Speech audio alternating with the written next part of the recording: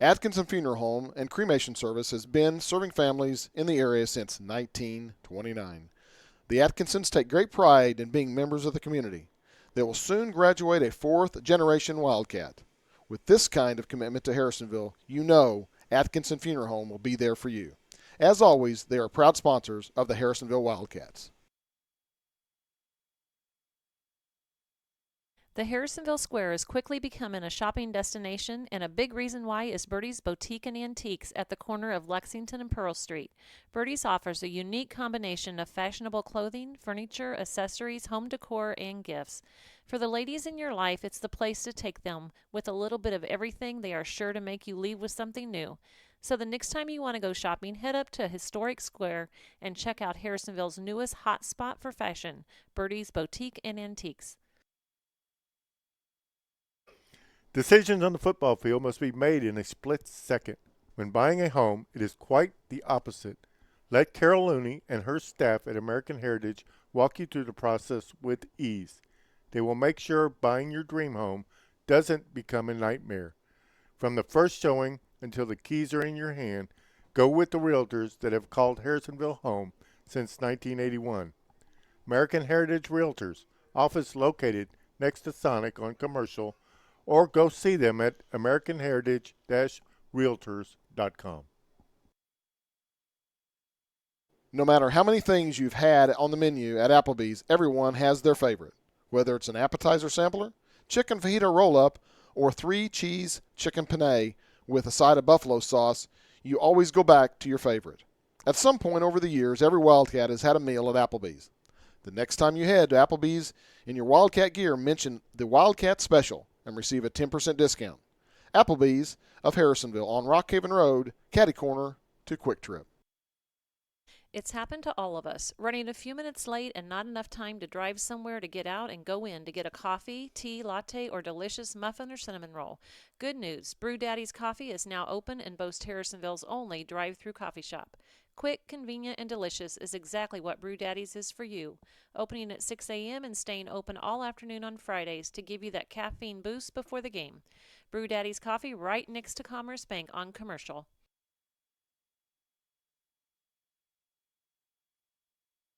Teammates on a football field are a must. That's why Cameron Chenoweth of American Family and Lacey Dominick of Shelter Insurance are teaming up to give you options in the insurance market.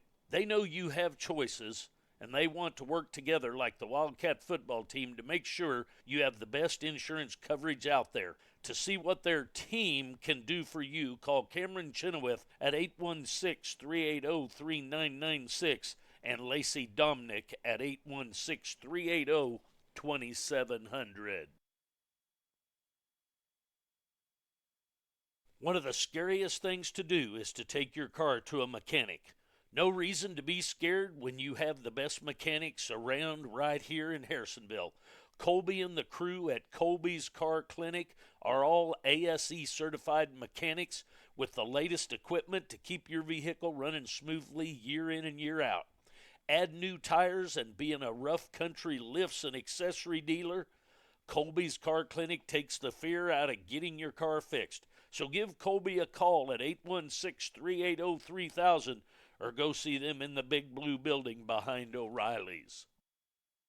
It's 6 p.m. and your family is discussing what to eat for dinner. We've all been there. Everyone wants something different. So make it simple. Go to Forged by Fire in Harrisonville for a little bit of everything. Salads for mom, and a wide variety of them at that.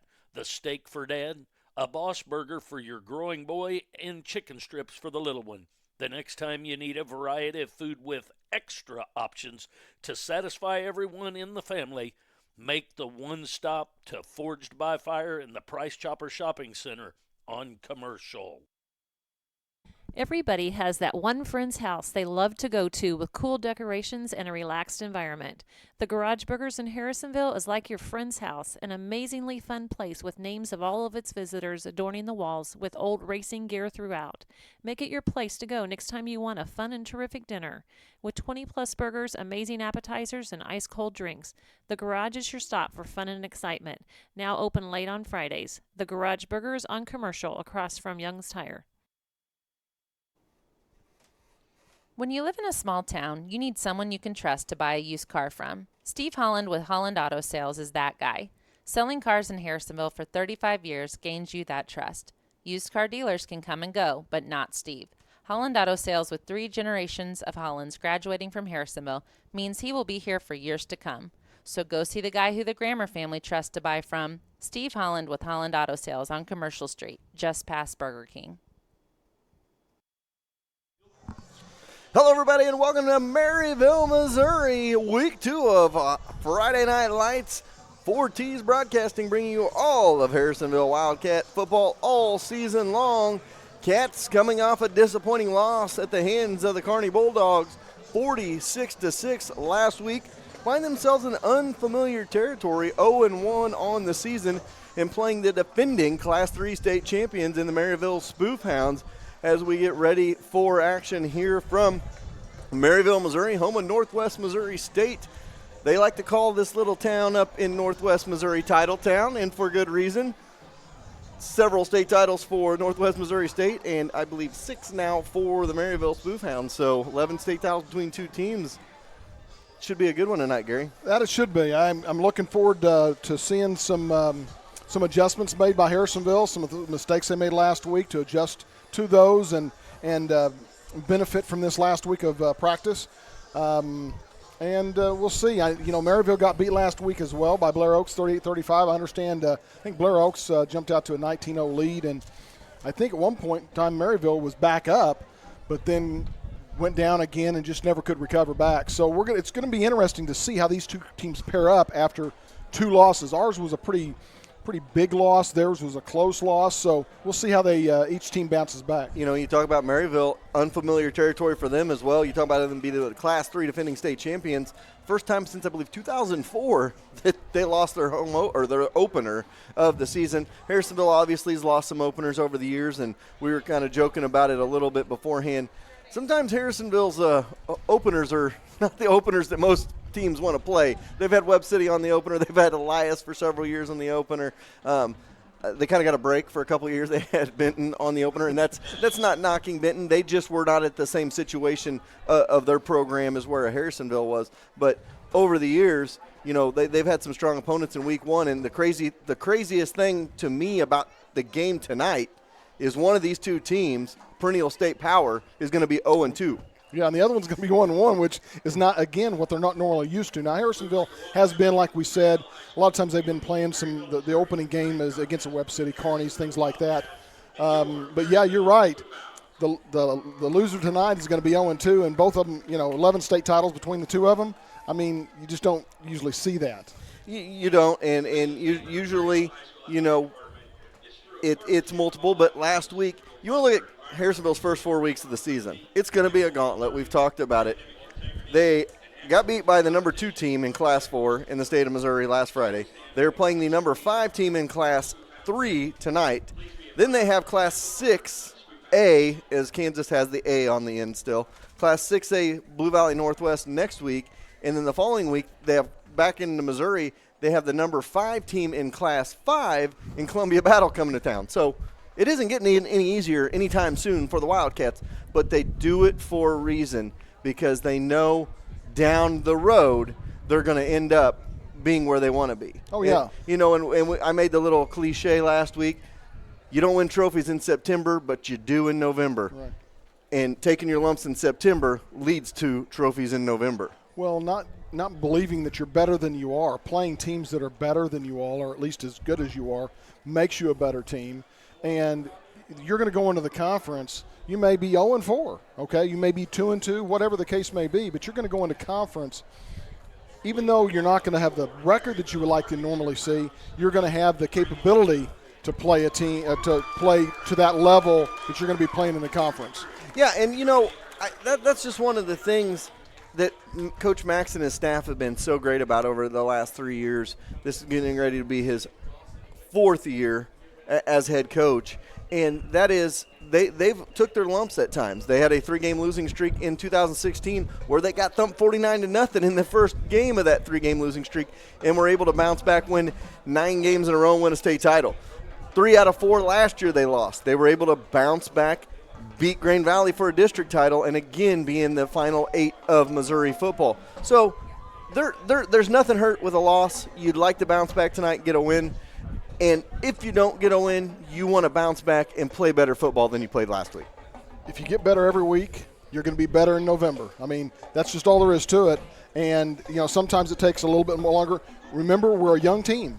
We've got a lot of youth on this team. Not looking ahead to years, this is the year that we're playing right now, and we've got a battle. But we've got a lot of youth on this team getting a lot of experience this year. And as we move through the year, they're going to get better because of that experience. You're absolutely right. So we'll see what happens tonight. We got a lot on the line as early season football. We will take a timeout. We'll be back after this. You're listening to the pregame show brought to you by Sherwood Community Bank. We'll be back.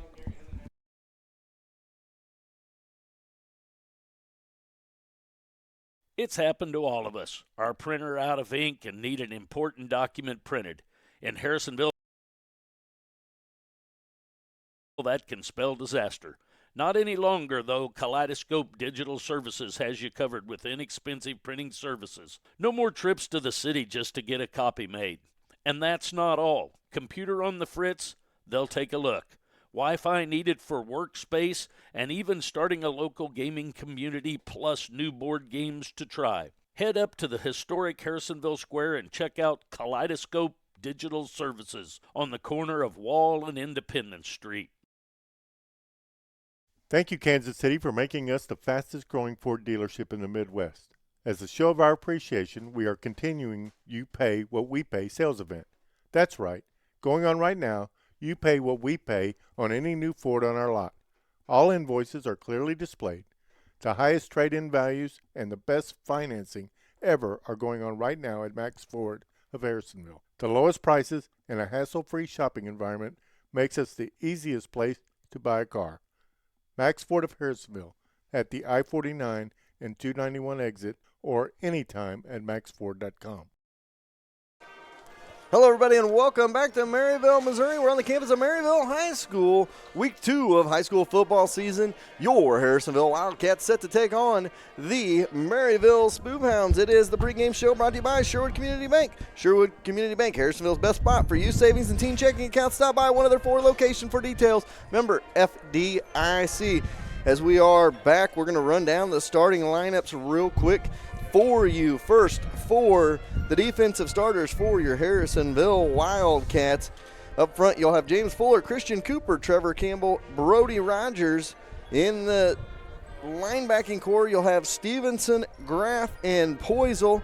Not sure, I didn't see if Isaiah Patrick was even dressed out tonight or not. Word was he wasn't going to play. We'll see. I know it's going to be hard to keep him off the field, but if you don't let him have his shoulder pads and helmet to bring up here, then he doesn't get on the field. So we'll see there. And your secondary, Brody Pitts, Braden Towerwater, Jaden Wilson, Carson Crowley. And offensively for Maryville and their high-powered offense, it'll be the sophomore quarterback, Ben Walker. Up front of him, it'll be Jeff Stewsbury, Jackson Bram, Logan Walker, Talon Noland, and Trevor Townsend. His tight end will be Kate Gustafson. 3 running backs, Eli Downs, Tyler Houchin, and Jason Bagley, and the wide receiver, Tate Oglesby. Those are the starters for both squads. Stafford and Stafford Insurance, Harrisonville's best lineup of insurance. Give them a call today. Those are our Stafford and Stafford starting lineups. Gary, we just talked about it. You got to build on last week. You say build on it. We talked about throwing that one away and just kind of starting over type of deal. But the coaches are going to take those mistakes they saw in the game and translate them into this week and doing a better job. Well, we talked about that last week. Sometimes a mistake is better than always being right because the mistakes you learn from those mistakes. A lot of times when you make that mistake, it's embedded in your mind and you don't make that mistake again. Everybody's going to make mistakes. It's those compound mistakes. That's exactly right. Another thing, looking at the field, down here in the north end zone, it doesn't look too good on both the sidelines, and I'm curious. It's going to be a little bit of a different pace for Harrisonville because they're obviously used to playing on, the artificial turf, not on natural turf. Both teams play on the same field, so it's not an advantage to either one. But it's obviously a different turf for Harrisonville to play on, which they normally play on. Well, let's talk about some keys to the game now for tonight for the Harrisonville Wildcats. Key number one, we're talking about practice. And not to date myself too much, but that was a quote from Mr. Allen Iverson several years ago when they talked about he maybe dogs it a little bit in practice. Well, talking to Coach Meeks after the game last Friday, he didn't say anything about the kids not dogging it at practice. He said the kids are working hard. He said the issue lies within consistency at practice and that turning over into the game time. So they've got to be consistent at practice to let it tailor into the ball game. He goes, we'll go 6-7 plays and look great, and then we forget our brains for 5. He said it's not that they're not working hard. He said it's just all of those new faces and new places trying to work together, and with a complex offense, everybody tries to talk about split back veer. There's nothing to it. It's pretty easy. There's a lot of moving parts to a split back veer offense, and it's a lot of timing. That's what they got to work on, and they've got to continue that in practice. And that goes back to youth and inexperience. You practice and practice and practice. It's by the second year things are really clicking. First year sometimes it's a little bit more difficult, especially at the beginning of the season, to have that timing down, to be able to make that read that you need on the tackle or the end on the defense, and when to make that pitch. There's so many things that, like you said, it's very complex. It's not an easy offense to really run, and especially on a first-year quarterback, it's going to be a little bit different. Looking for a lot of good things out of Landon, and I'm sure we're going to see him. It just may take a little bit of time for all of them to really get into that gel and feel that. Key number 2 for me tonight, you kind of tapped on it a little bit before we got into the keys to the game. My key number 2 is get dirty. You know what? We're not used to playing on grass. They're a little bit spoiled. Don't be afraid. A little bit spoiled. Don't be afraid to get out there, get dirty, realize you're going to have some slippery spots out on that field, and it's going to feel a little bit different under your feet. But get dirty and have fun. This is the way football was meant to be played. A wet grass field, getting muddy, having fun. Get dirty. That is true. And back in my day, you talk about dating yourself. Back in my day, they didn't know what artificial turf was. So, when you did get some rain, you got muddy and you got dirty, and it was fun. It really was. Obviously, though, it does have a tendency to give you the opportunity of injuries. Remember many years ago, we had a quarterback that got injured because of that. And so, and nothing again, it's everybody's playing on the same field. You just got to be, it's different. You got to be careful.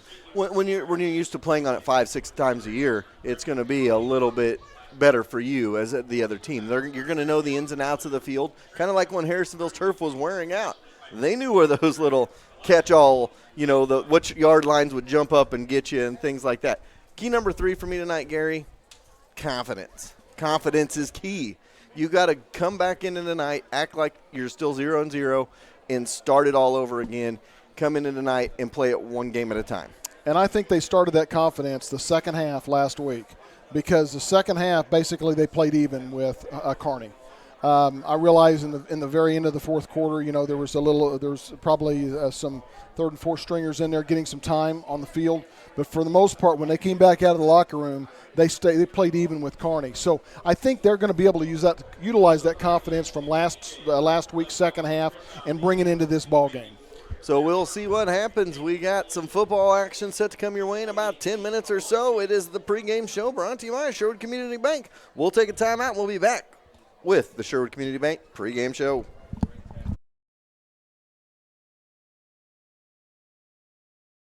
Salon 114 on the historic Harrisonville Square is happy to sponsor this year's Spirit Spotlight, which highlights a different Wildcat cheerleader who has excelled on the team each week. While the stylists at Salon 114 are extremely busy, they are excited to announce the addition of a full-spectrum infrared sauna. This new addition is available to anyone and comes with an array of health benefits. Sessions are available with flexible times and by the minute. That makes now the time to call at 816-651-3722.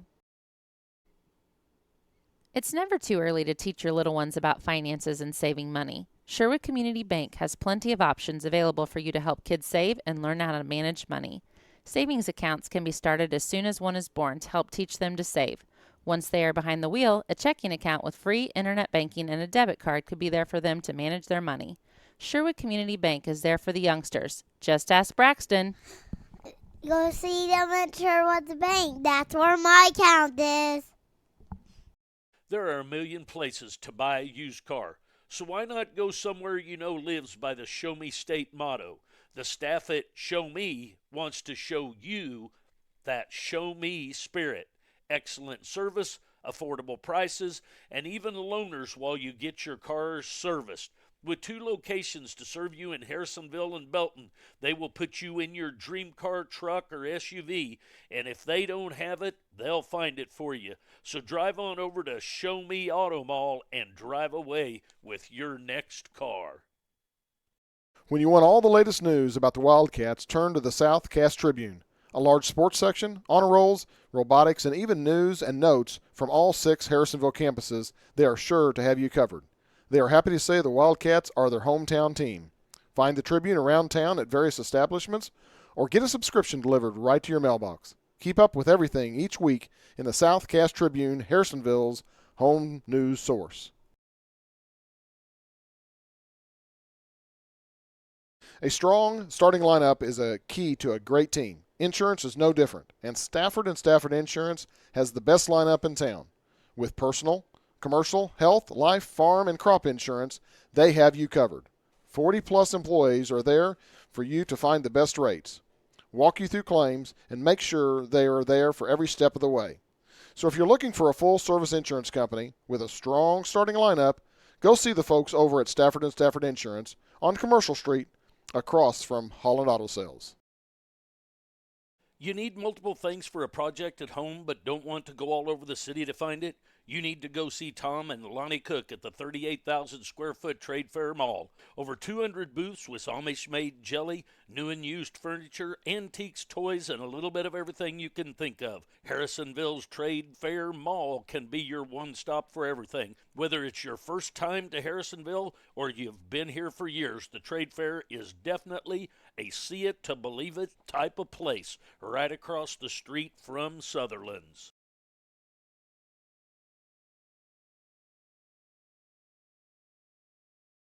Shopping for home appliances and to save a few dollars. Instead, drive across town and see Erlene and her staff that's right here for your convenience. You can be in or out in a short amount of time with amazing service, a great product, and they always treat you like family.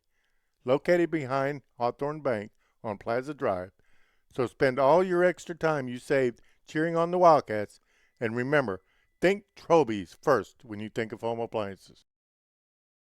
When it comes to fast service at a reasonable price, Young's Auto is your place. Whether it's a standard oil change, brake check, or something a little more major, Michelle and William with Young's Auto Repair will make sure you get back on the road quickly with a little change left in your pockets. So if you don't want to break the bank when your vehicle needs service, come to the shop that keeps you rolling down the highway. Young's Auto, right across the street from Young's Tire on South Commercial. When you climb in your vehicle with your kids and head to the Wildcat game, you want to be safe. Make sure your tires are safe by visiting William and Michelle's at Young's Tire and Wheel Center. You might not need them today.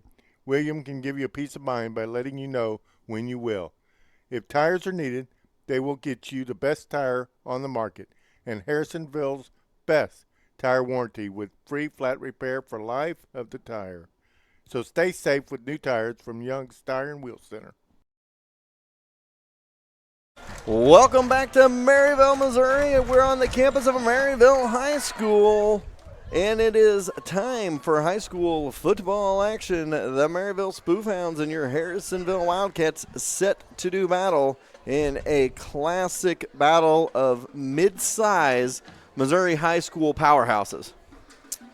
Yep. I mean, What else can you say? double-digit state titles between the two teams, perennial powers, and you look, when I say perennial powers, you look since about the start of the 2000s, both of these programs have been on the map in high school football, and they're what you want when you have a Class 3, Class 4 school, anywhere from 500 to 1,000 students.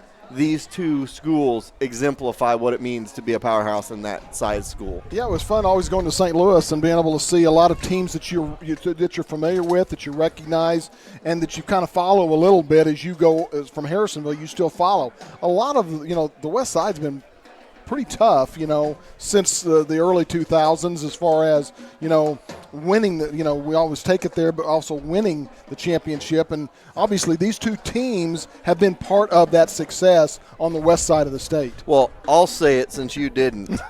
The west side of the state has been dominant Okay. in Missouri, as they have just, you look at it top to bottom, they, for the most part, have dominated high school football. You know what? St. Louis area, they can have all their athletes and their D1 kids. I will take, in football, you look a couple of years ago, we played Parkway North. They had like 4 kids on that team. They got one that's playing at OU now, and Michael Thompson Jr., and guess what? We had a 200-pound, 6-foot kid going to Mizzou now trying to be a doctor that worked him all game long in Austin Campbell. Now his little brother, Trevor, is a sophomore starter for us as well. So, I'll take those teams, and they're getting ready to do the toss, and we'll let Ron here take a look at that and let us know. Well, and to answer your question, and we saw him come out, and we talked about while we were off the air obviously Isaiah is not going to be playing tonight. They did take the shoulder pads and helmet away from him so he wouldn't get hurt. This isn't a game that you want to take a chance of losing him for the rest of the season. Gives him another week to strengthen and prepare for next week and the following weeks after that. You're exactly right. Take your extra coins to Sherwood Community Bank and start a savings account today. The Sherwood Community Bank coin toss going on right now. We'll give you the results of that here in just a couple of moments. But, yeah, you're right. Next week, and next week against Blue Valley Northwest, do you play him a ton? I know that he's been saying since the beginning of the year his target is he wants to play the entire game against Columbia Battle. Me being the pessimist, I'm like, do we throw him to the wolves right before we hit into conference season? So we'll see. Like you said, Coach Max, and Coach Shanker, Coach Meeks, those three, they've been together for a long time. They do a great job of keeping team together even in losses. And it doesn't matter if you're 1-3, 2-2, 3-1 going after these first 4 games, or even 0-4. Guess what? You can do it. You can come back from 0-4. There's no reason they can't be 5-4, win a conference title, and go into districts as like a 2 or 3 seed. They were just about like that several years ago when they won a state championship. So that doesn't concern us, and I don't think it concerns the coaching staff. They're seasoned enough themselves. They can prepare the kids the way they need to be prepared. And several years ago, I remember. I just remember in my head we were a 4 seed the first year they did seedings in districts. We were a 4 seed, came out of our district, and went all the way to the state semifinals against Jeff City Helias. So, that we've never been concerned. We've never had that concern about, where are we at during the regular season? It's where are we at the end of the season. Right. It's not how you start, it's how you finish. It looks like Maryville won the toss. They elected to go ahead and receive in the first half, so Maryville's going to be receiving the ball. They're going to be going left to right or north to south, I think, if I've got my directions correct there. And Harrisonville will be kicking off going to the north. So we are about ready for football. Brody Pitts and the Wildcats are with their blue bottoms, white tops, blue helmet. Maryville in their home green, call it hunter green or spoof hound green, however you want to call it. White numbers with a gold outline. The green helmet with the big M on the side. And Brody Pitts set to kick it away for the Wildcats. And here's the opening kick, high and over end kick, going to be taken at about the 5-yard line by the Spoof Hounds. They're going to bring it up. It looks like Oglesby with the return. He spins out of a tackle to 20 to about the 25-yard line where he's brought down by a slew of Wildcats. And it'll be about the 25-yard line where the Spoof Hounds will start. Kick off your mornings with a coffee at Harrisonville's only drive-through coffee shop, Brew Daddy's Coffee. Brings you kickoffs all season long. So it'll be 1st and 10 for the Spoof Hounds. Ben Walker going to be behind the line of scrimmage. 2 backs in the backfield. They're going to go in motion right up the middle. They're going to go with the quarterback keeper, and Ben Walker brings up a 2nd down and about 7. You have great insurance coverage and you want to get a quote from a great insurance company. See Brad Sainer with Farmers Insurance in the A-frame across from Casey's. And already we see the turf right there where he made this cut. It's all cut up. So this, by the end of the game, this turf is going to be pretty much cut. Split backs in the backfield, going to give the handoff, find some running room, get up to about the 30, and a host of Wildcats there to bring him down, led by Brody Rogers, 31-yard line, going to bring up 3rd and about 5. Is that Houchin with the carry? So Tyler Houchin gets it on 2nd down and a 3rd down, and we'll call it 4 for Maryville from their own 31-yard line, going left to right. The sophomore signal caller, Walker, gets it from the sideline. Going to go under center with that split back in the backfield. Wide receiver to the left, wide receiver to the right. Come near side here into the 2nd level. Going to have enough for a 1st down. Tackled by Jacob Poisel on the near side. And that was Eli Downs on the carry. Moves the chains for a Spoof Hound 1st down. It'll be 1st and 10 up to the 36-yard line with 10:33 to go here, 1st quarter. Wide receiver left, wide receiver right. 2 backs off the end. They're going to go in motion. And right up the middle, they're going to go with Houchin. And Houchin had a hole. Well, I think there was a hole made for a certain reason. You see the laundry in the backfield, and that one's going to be coming back.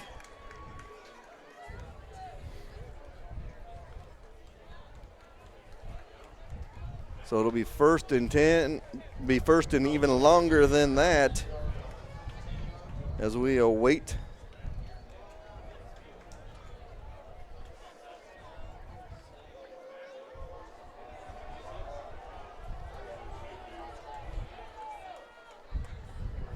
So we'll see, and if this is one of those spot fouls, that'll make it 1st down and about 18. It looks like 1st and 19, close to 20.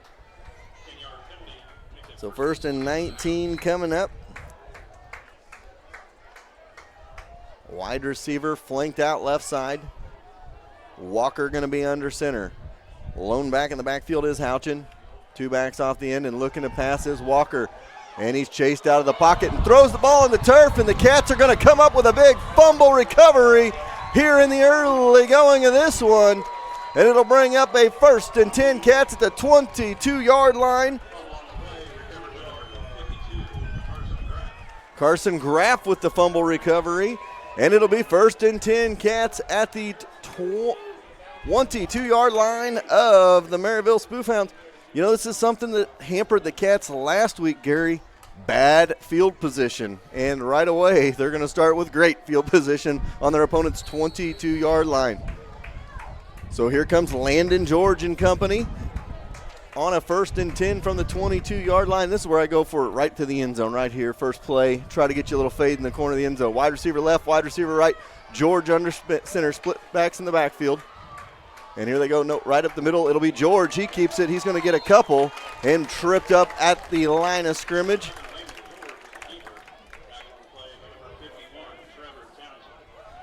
Jacob Davenport in on the stop. Brings up 2nd down at about 8, ball at the 20-yard line of the Spoof Hounds. 9:45 to go here, 1st quarter. No scores. We're just underway from Maryville. Stone's throw from Iowa here in Maryville. Can't get too much farther north if you want to stay in Missouri. Under center is George. Wide receiver to the left, wide receiver to the right, split backs in. Looking to throw this time. They throw it out in the flats. Little dump off to Jace Reynolds, and he cuts back and loses his footing, but he's going to get about 5 or 6 little screen pass, and look at all the divots popping up out there on the field, Gary. Oh, I mean, I don't know that how much green is going to be left after this game, to be quite honest with you.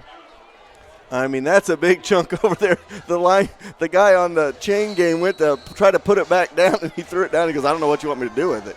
So 3rd down and 3 coming up. Jace Reynolds, the freshman in the backfield for the Wildcats. Him along with Carson Crowley back there. 3rd and 3 coming up. And here we go. This time they're going to hand it off for Reynolds. No, it'll be George who keeps it himself. And they're going to have a flag. It looks like it'll be a hold on Harrisonville, and that's what hurt them last week. You know, they were down 14-0 before we could blink an eye, but then they put together a good drive last week, Gary. But they got down to about this spot in the field, got a penalty, and were not able to get that yardage back and get in the end zone, and then that's when Kearney turned it around the other way. Looks like they're waving off the flag, so not sure. So it's probably going to be now a 4th down. I'm not sure exactly, though. The ball is placed back. Forward progress, I think, is where they're going to mark it. So 4th and about 4 coming up, but you can see the footing is going to be an issue here tonight, as it was on that one as well. As you can kind of see, players kind of walking, tiptoeing a little bit on that field. Split back to the backfield, wide receiver left, wide receiver to the right. In motion, they're going to go with Percival. They're going to pitch it back to Percival. Gets to the outside, cuts the end, close to a 1st down, but I don't think he's going to have it. He's going to be about a 2 yards short, and it'll be Maryville football. So they went with in motion to Percival around the end. He couldn't get the 1st down, and Maryville going to take over from inside their own 20 at about their own 14-yard line.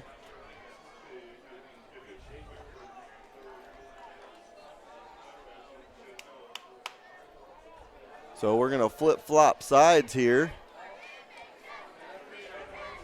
And Maryville going to have it at their own 14-yard line. So 8:16 to go here, 1st quarter, no score. Both teams have had the ball. Now Maryville's 2nd opportunity.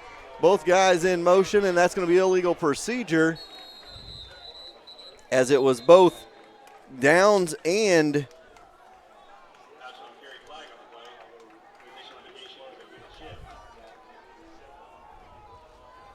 look like both Downs and Bagley going into the backfield at the same time. You only have one guy moving at once. One guy moving at a time, going to bring up a 1st and about 15. It pushes them inside their 10 to their own 9-yard line. So 1st and 15 coming up. 8:13 to go here. 1st quarter of this one. No score. Maryville with the ball for the 2nd time. Houchin going to be behind Walker in the backfield. The 2 running backs off the end. And this time they're going to go to Houchins, and Houchins barrels forward for a couple. Goes right over Graff. And Graff holds on for the tackle. Helped finish off by Brody Rogers and a couple other Wildcats. Brings up 2nd down and about 13 with 7:52 to go here in quarter number 1. So wide receiver going to be flanked out to the left side in Oglesby. The 2 backs off the end. Houchin behind Walker in the backfield on 2nd down. And this time they're going to go on the counter. Right up the middle they're going to go. And that'll be Eli Downs with a big carry, almost 10 yards on that one. Bring up 3rd down and about 3 for Maryville. So a 3rd down coming up, 7:15 to go here, 1st quarter. No score from Maryville. Maryville's got the only 1st down so far in the game, and then they had the turnover. Oglesby flanked way out to the left side.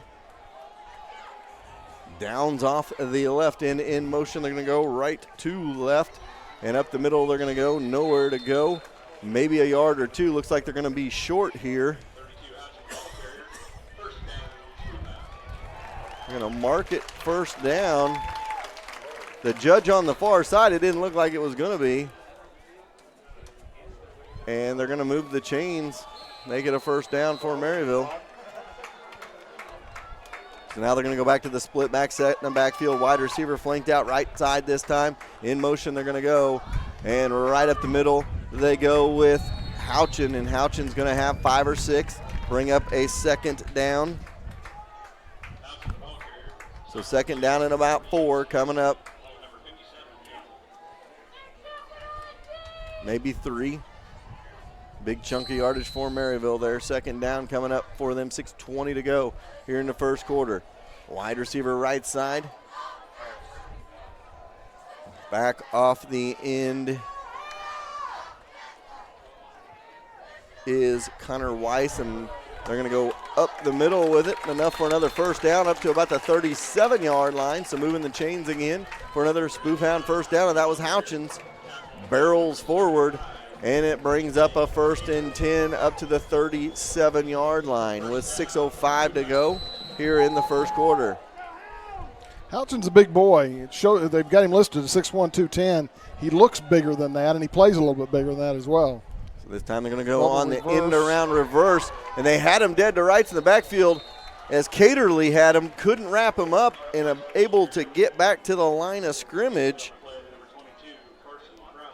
Connor Weiss able to get back to the line of scrimmage, so he broke a tackle, got back to the line of scrimmage. Caterly had him, read it perfectly, and just couldn't wrap him up.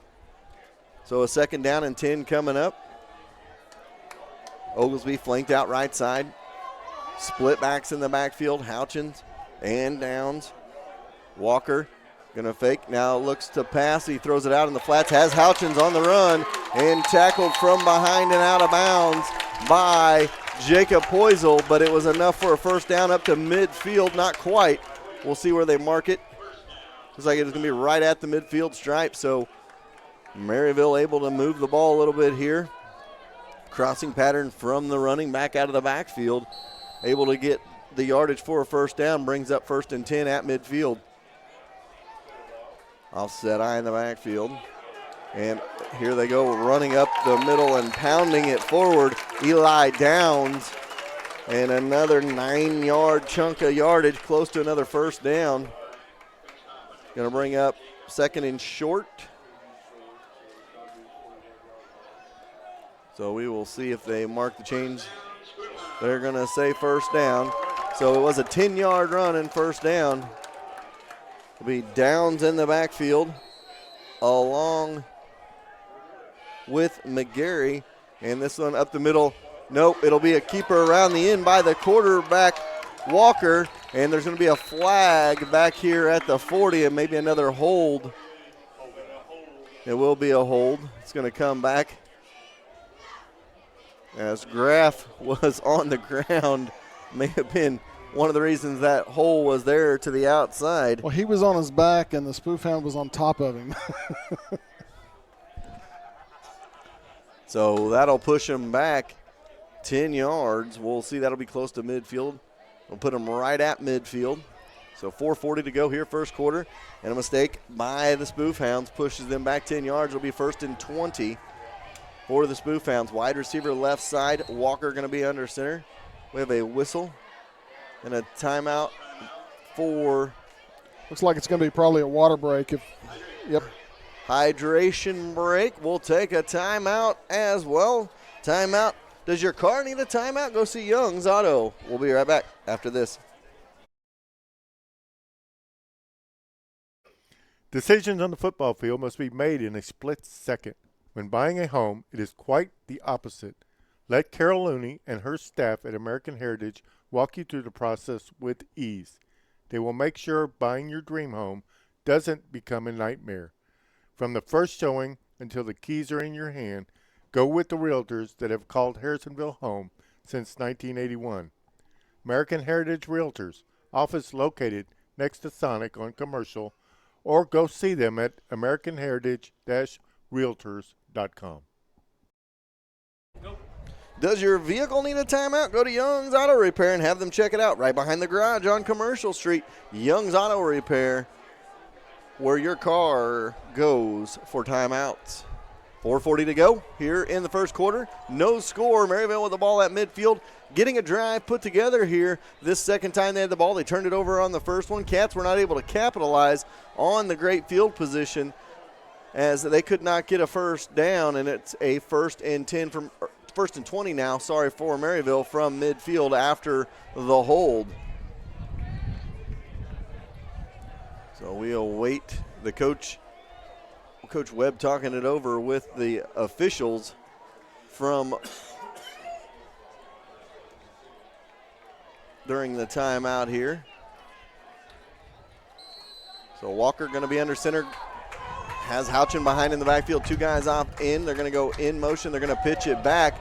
And to the outside they go, lower in the shoulder and lower in the boom for a couple extra yards is Tyler McGarry.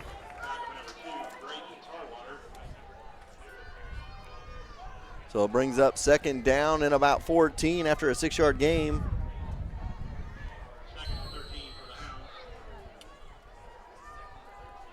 So second down and 13, and two backs off the end. McGarry off the left and the back off the right as well. Houchin behind Walker, and Walker looking to pass. He's going to chuck it deep. He's got his man, and up for the first down over Reynolds is Oglesby, and it's a first and goal down to the 9-yard line. And that was just a size differential right there, as Oglesby had about 6 inches on Jace Reynolds, just went up over and grabbed it. And the freshman Reynolds never able to get his head around to see where the ball was, and it'll be first and goal for Maryville at the 9-yard line. Going to go in motion, and up the middle they go with Houchins, and he's into the end zone for 6. And that is a spoof hound touchdown, 6-0 Maryville with 3:49 to go. So Maryville, that is a textbook drive by a team that had a fumble on the first one. They didn't worry anything about that fumble, and they came down and drove it 86 yards for a touchdown. Yeah, they had a short memory. So they're going to go 4-2 here. They're going to pitch it back and looking to throw, and they chuck it in the end zone for 2 for Oglesby. And everything going right on that drive. Eli Downs pitches it into Oglesby, and it's a 2-point conversion in the Cats trail, 8-0. We'll take a timeout.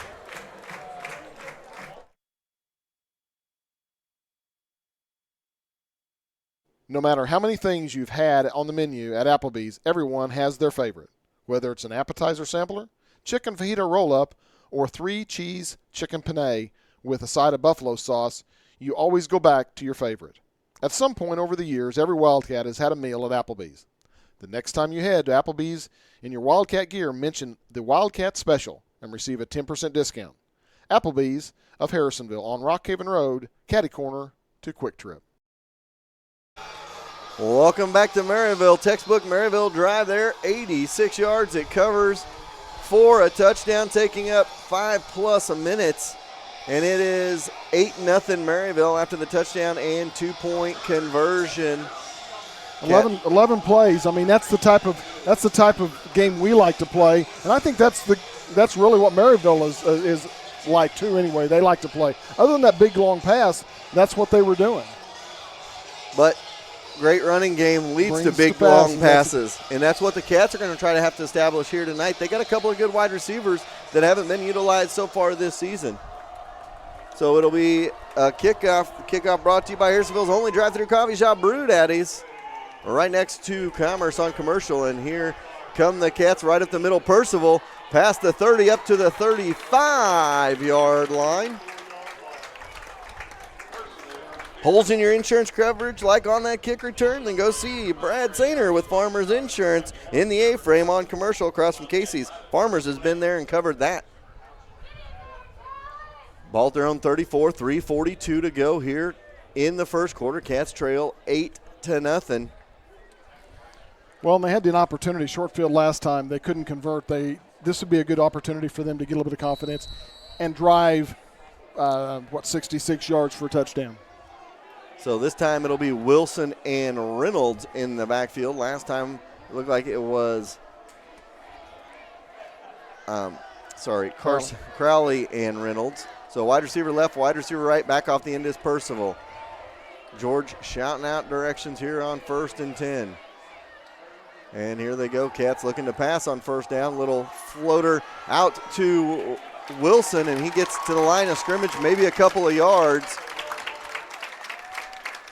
Going to give them generous spot. They've been giving out generous spots all night. That's another one right there. They got about 3 yards. It looked like he may have got a yard on that one. So second down and 7 with 3:20 to go here in the first quarter.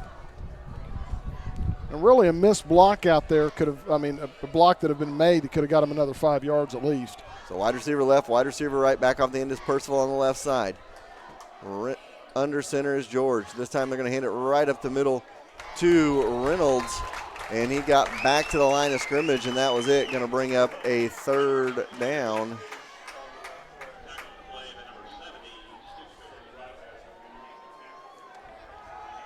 So third down, give him about a yard, I guess, on that one. Go bring up third down and 6, 2:40 to go. And it's a big third down for the Cats. You got to get a drive going. You got to establish something, get your confidence up offensively if you're the Wildcats. 2:33 to go here in the first quarter. Maryville with an 8-0 lead, trying to force a 3 and out.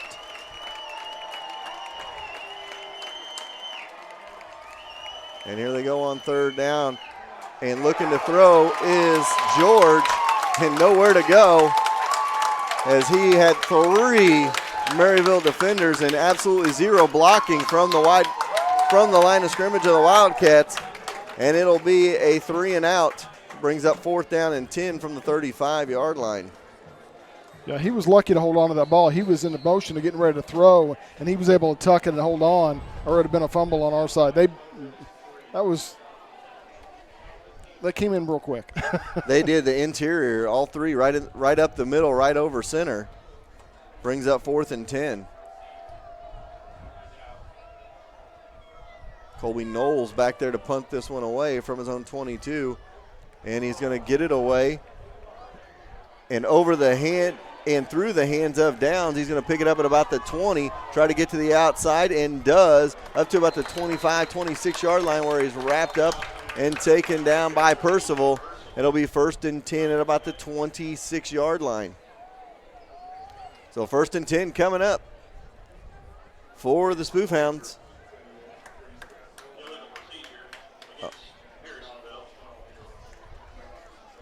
There was a flag on the Wildcats on illegal procedure there.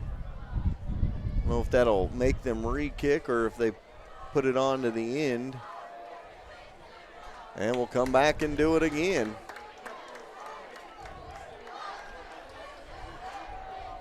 These are those dangerous ones when you make them run down twice. You can tell early on in this one, Gary, our guys are trying to figure out how to run on this grass as opposed to Maryville just taking off and rolling with it because they play on this. And they practice on it all year long. Yeah, and I know that Harrisonville has got the natural turf that they practice on during the week. When they're going to play a team with natural turf, they go down and play on it. But our natural turf that we practice on is extremely better than what this is. So 4th down and 15. Wide receivers flanked out to chase down there. And now Colby Knowles drugged down from behind. Maryville going to be in great field position.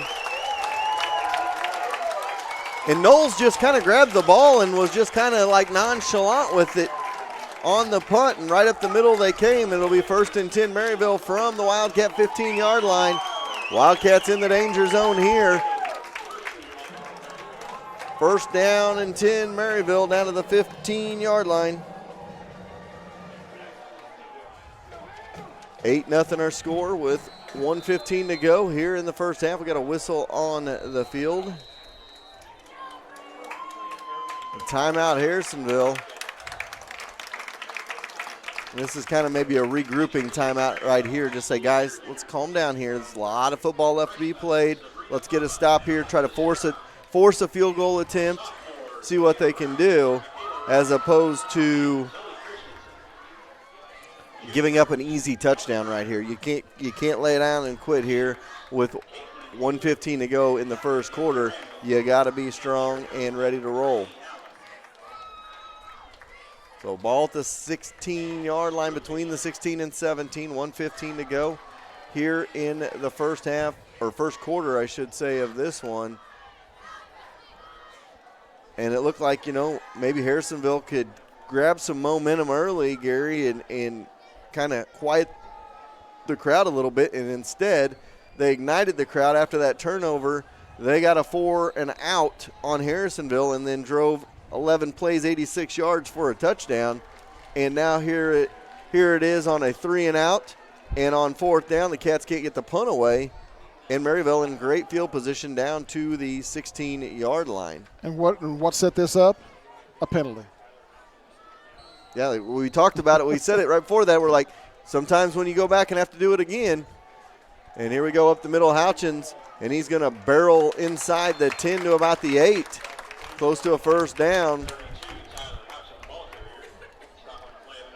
And it's going to bring up second down and 2. 2-0 game, and they do. Just like that, 35.9 seconds ago in the first quarter, and it's 14-0. Conversion attempt coming up.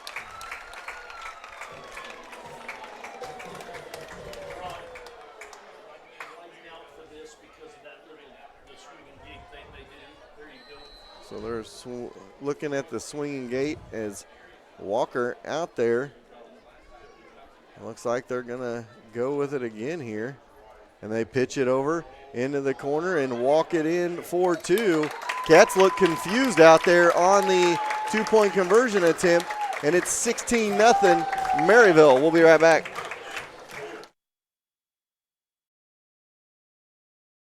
Atkinson Funeral Home and Cremation Service has been serving families in the area since 1929.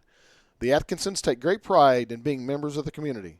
They will soon graduate a 4th-generation Wildcat. With this kind of commitment to Harrisonville, you know Atkinson Funeral Home will be there for you. As always, they are proud sponsors of the Harrisonville Wildcats.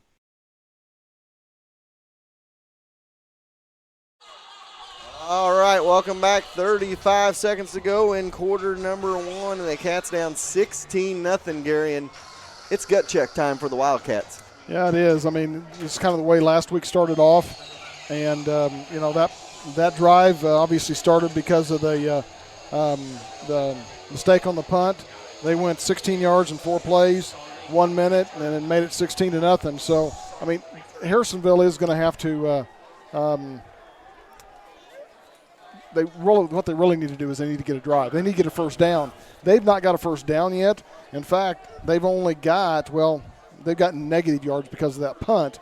But Maryville's got 6 first downs already. We have none, and actually we're done with the first quarter for all practical purposes. Remember, Sonic kick returns all season long. If the Cats return a kick for a touchdown, somebody wins. And it looks like they're going to say he was down at the 20, and that was Brody Pitts who picked it up. Roseanne Bostic is our contestant tonight, and it is $60 for a touchdown return, or the winner tonight, if they do not win with a kick return, they will get a $10 Sonic gift card. So it'll be Cats ball from their own 19. Brody Pitts kind of took it like a grounder, like a shortstop or a first baseman would, and on one knee. So that's where the Cats are going to start. So 34 seconds to go in the first quarter, and the Cats down 16-0.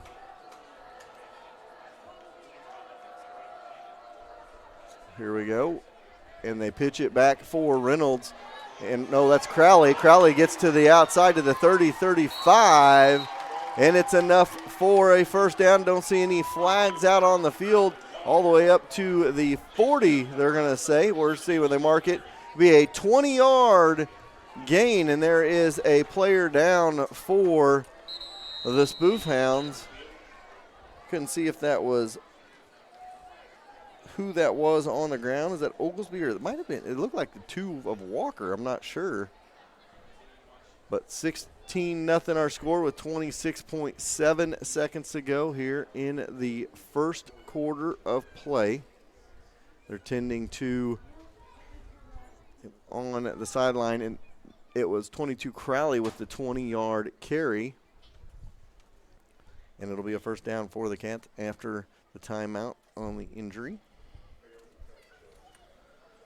Like they're going to get the young man up, and that is actually number 7, Jacob Davenport, I believe. Going to have to come out of the game for at least a play after the injury timeout. But the Cats get some positive yardage and they get a Troby's Maytag Home Appliance Center first down. Think Troby's first when you think home appliances. Cats up to the 39-yard line. Atkinson to the right. To the left will be Colby Knowles. Split backs in the backfield. Under center is George. First and 10 from the 39. In motion they go with Percival. And this time they go right up the middle for Reynolds. And Reynolds is undercut and knocked down immediately by Tyler McGarry. So McGarry knocks him down. Second down coming up.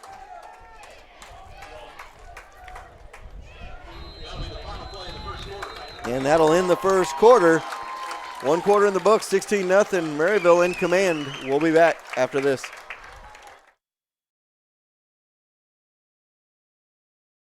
The Harrisonville Square is quickly becoming a shopping destination, and a big reason why is Birdie's Boutique and Antiques at the corner of Lexington and Pearl Street. Birdie's offers a unique combination of fashionable clothing, furniture, accessories, home decor, and gifts. For the ladies in your life, it's the place to take them. With a little bit of everything, they are sure to make you leave with something new. So the next time you want to go shopping, head up to Historic Square and check out Harrisonville's newest hot spot for fashion, Birdie's Boutique and Antiques. All right, welcome back. 1 quarter in the books from Maryville. It was all Maryville first quarter, besides the second play of the ball game on the turnover.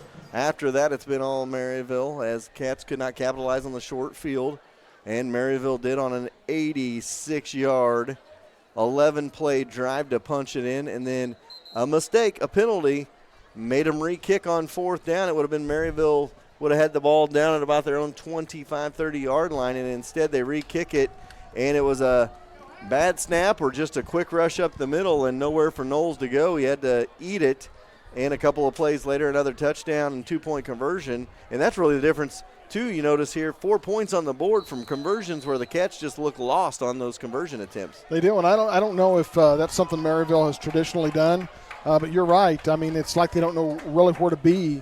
Maryville has really accomplished a lot off of those 2 plays.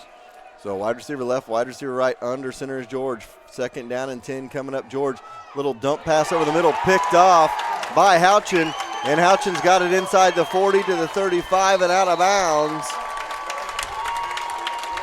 When it rains, it pours. A turnover on the Wildcats. I believe the Cats are -4 now on the season in turnovers. They had a couple of big ones last week as well. It'll be a first and 10 for the Spoofhounds in Wildcat territory, going right to left. 16-0 the score, 11:51 to go here in the first quarter of, or first half of play, I should say.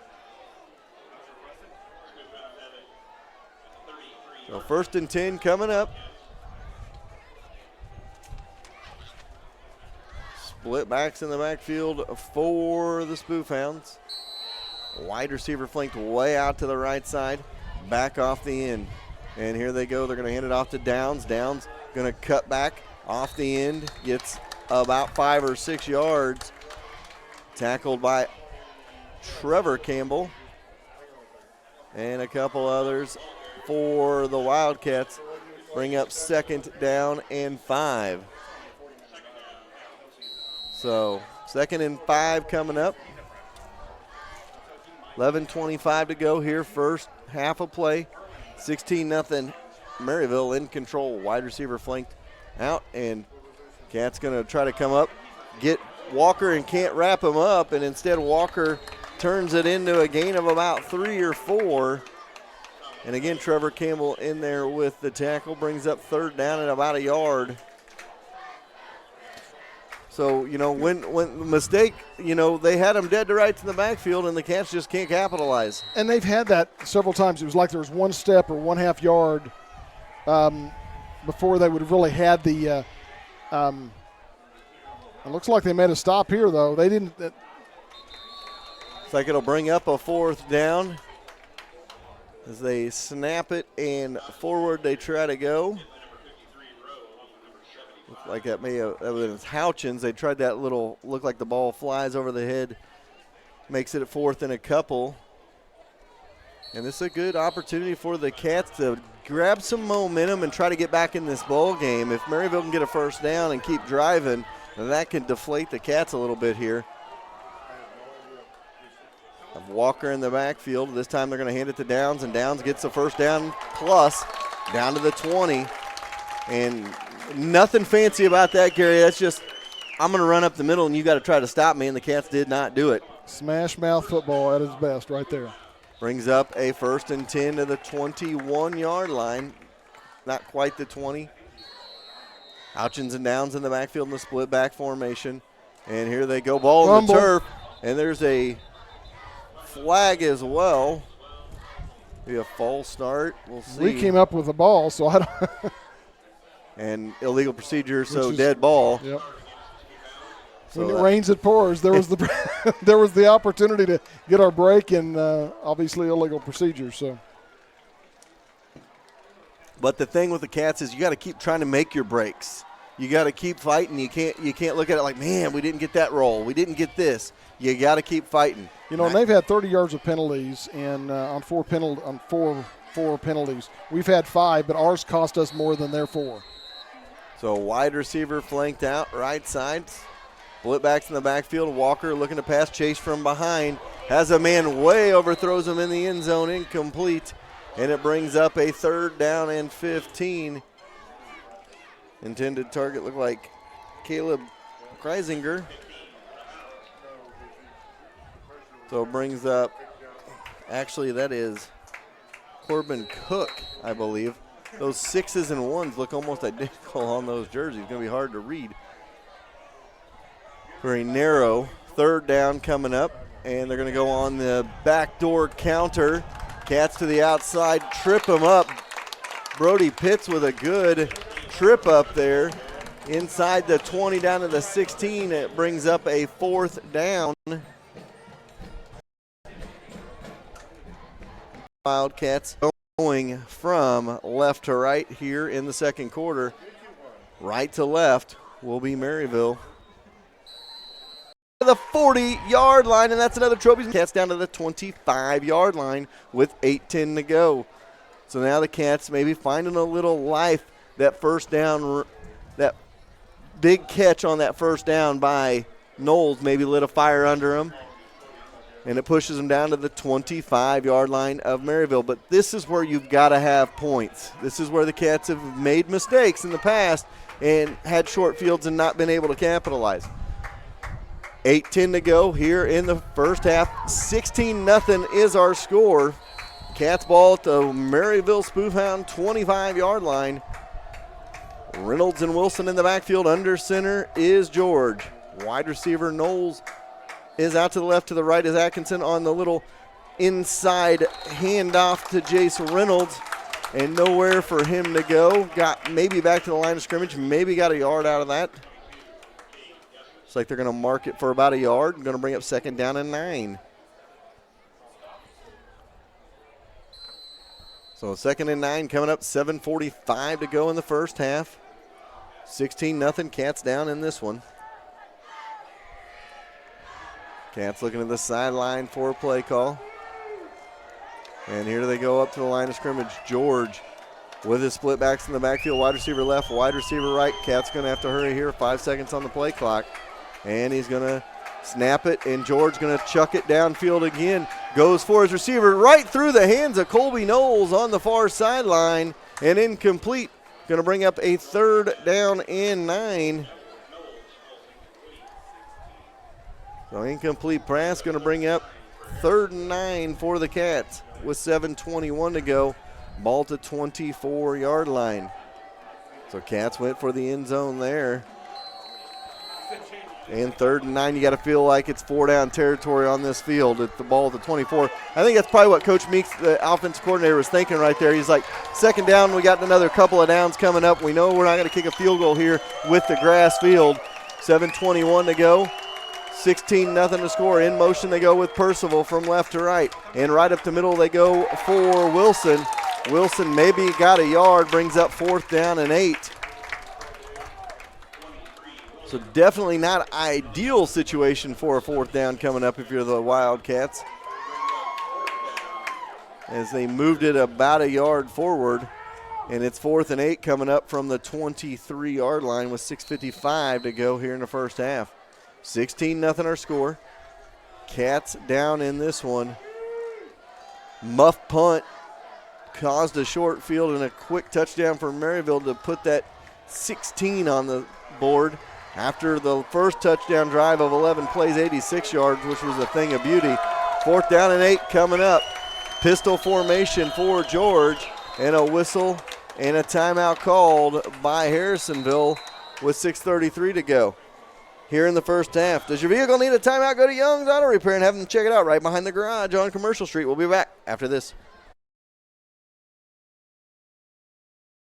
Teammates on a football field are a must. That's why Cameron Chenoweth of American Family and Lacey Domnick of Shelter Insurance are teaming up to give you options in the insurance market. They know you have choices, and they want to work together like the Wildcat football team to make sure you have the best insurance coverage out there. To see what their team can do for you, call Cameron Chenoweth at 816-380-3996 and Lacey Domnick at 816-380-2700.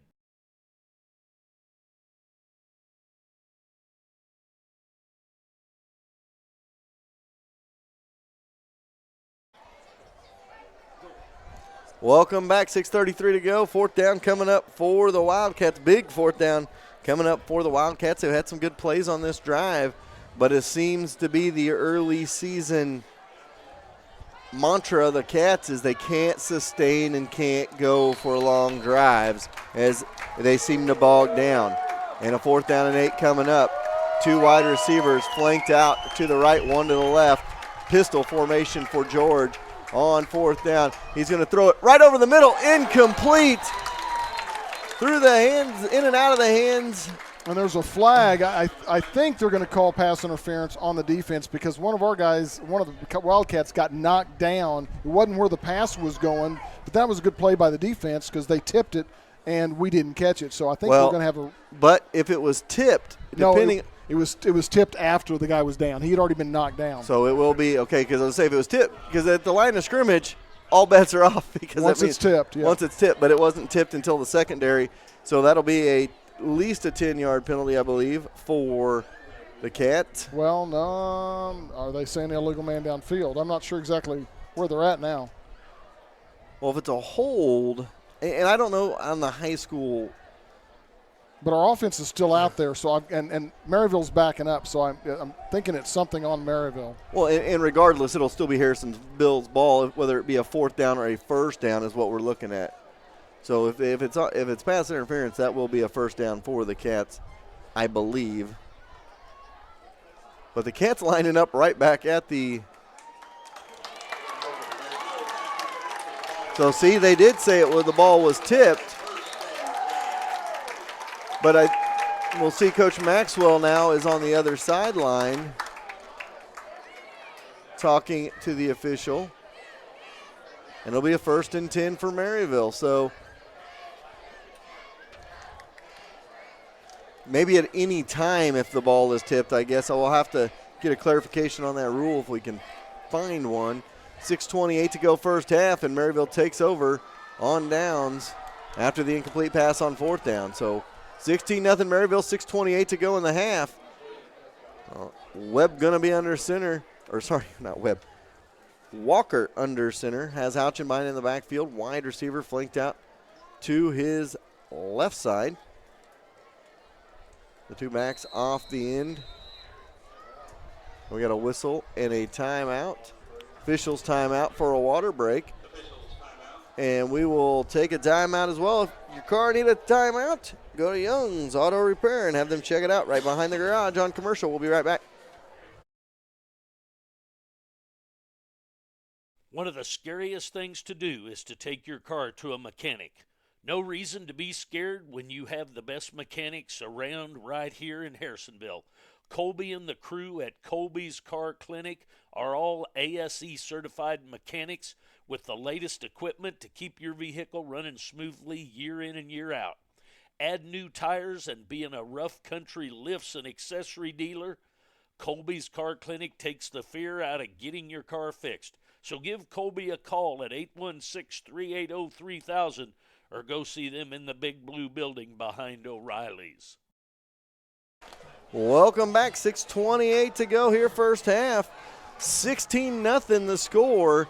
Maryville out in front of this one. Cats have had their chances and have not capitalized. Missed opportunities. Again, deep in Maryville territory, not able to capitalize. Second time they've been inside the 30 of Maryville and not gotten points on the board, and now they trail 16-0. Walker under center going to go the man in motion, and they're going to go right up the middle of Houchins. He's bounced to the outside. Good open field tackle by the Wildcats right there, as that was Carson Crowley on the tackle. Brings up second down and about 5 with 6:14 to go here in the first half. Clock will roll. Wide receiver flanked out. Near side is Kreisinger. Man in motion they go, and looks like several men moving. And that'll push it back and make it second down and 10 now. So that 5-yard first down is negated. 6:01 to go here in the first half. Cats would like to get a 3-and-out here and try to get some points on the board before the half, knowing you get the ball back at the half. So second down and 10 coming up. After that first series, Cats defenses clamped down a little bit, not giving up those big chunks of yardage. And here you go, right up the middle again, Houchins. He's going to get about 3 or 4 or 5 of it back. Wrapped up and taken down. I think he's gotten that 5 yards twice now. And that was Poisel on the tackle. Brings up third down and 6. So 3rd and 5, 3rd and 6 here. In motion they're going to go. And this time they go to the end around the end for a first down plus some. All the way past the 40 to the 45. Connor Weiss with the carry. That's about a 17, 18-yard gain, gouging the Cats around the end. So lull you to sleep with pounding it up the middle with Houchin and beat you around the end for a carry. Up to the 42-yard line with 5:17 to go here in the first half of play. Now this one right up the middle, Houchin. And Houchin gets it forward for about 7 or 8, tackled by Jaden Wilson. Not sure if Jaden Wilson tackled him or he tackled Jaden on that one. As more of a Jaden like, I'm going to make sure I do not miss this tackle. Hanging on, brings up second down and a pair.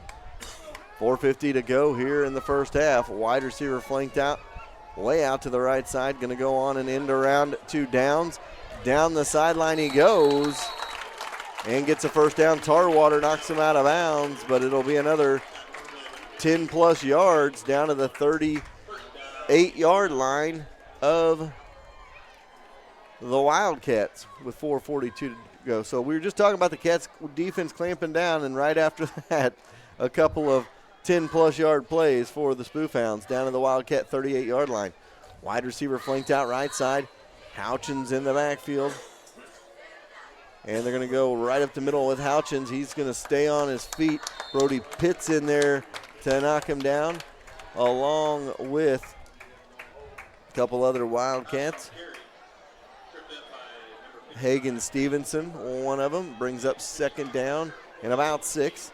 4:20 to go in the first half of play. Cats down 16-0, trying to go into the locker room no more than down 16-0. And here we go. Downs goes to the outside and nowhere to go. Cats on that one. Brings up a third down and about 5. This has been Achilles for the Cats on these third downs. Maryville able to get quite a bit of chunk of yardage on a lot of these third downs to make it a first down. So 3rd and about 6, maybe 7, 3:45 to go here in the first half of play. Cats down 16-0.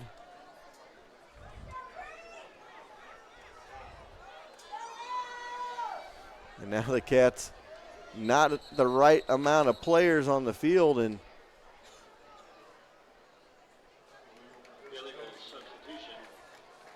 so not real sure right there what the Cats were doing, but again, a mistake on a crucial situation. It was 3rd and 6. Now it's going to be a 3rd and inches for the for the Spoof Hounds. So 3rd and short. Split backs in the backfield. Walker under center. And I would imagine this is going to Houchins, and it is. Right up the middle he goes. Easy first down for him. And it'll bring up 1st and 10 to about the 25-yard line, so it moves the sticks again. Long methodical drive again, Gary, by the Spoof Hounds here as they're not doing anything fancy. Have not thrown the ball at all on this drive, I do not believe. And they got it down to the Wildcat 25-yard line. And again, they're going to feed Houchin, and Houchin busts it to the outside, lowers his shoulder inside the 15 to about the 12-yard line, 12-yard gain. So a 1st and 10 down to about the 12-yard line. Cats keep moving guys in and out. Caterly comes in. Houchin under center. In motion they go with Downs, and they're going to pitch it back to Downs. And Downs nowhere to go. Cats read that one immediately and wrapped up and taken down on the far side after a loss of 2 or 3. So the Cats get a stop there.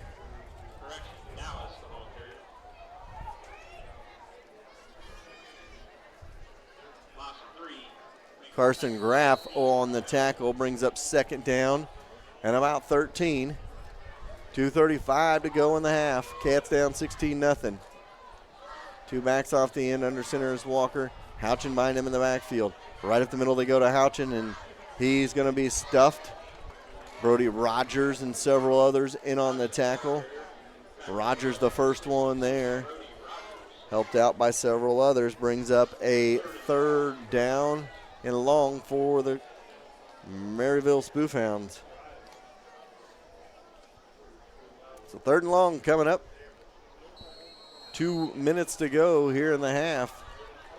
Going to go in motion, and this time they're going to look to throw and throw it into the 5-yard line.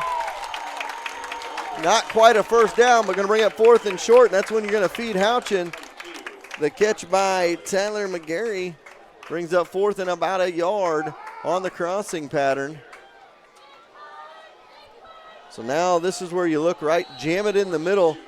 If I'm Maryville, maybe right here, I go with a little misdirection, because if you're the Cats, you want to slam that box in the middle as Houchin's on 4th and a couple coming up. They're going to go in motion. They're going to give it to Houchin. He's going to have the 1st down inside the 3-yard line to the 2.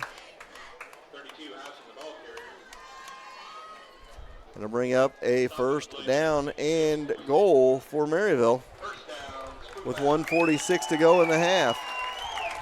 So Maryville looking to punch it in, making a 3-touchdown game before halftime. Cats trying to come up with something, but right here you almost feel like it's a foregone conclusion as Houchins has been getting 2-3 yards on a carry, and instead it's on the little end around as Connor Weiss scores 4-2 or 4-6 and makes it 22-0.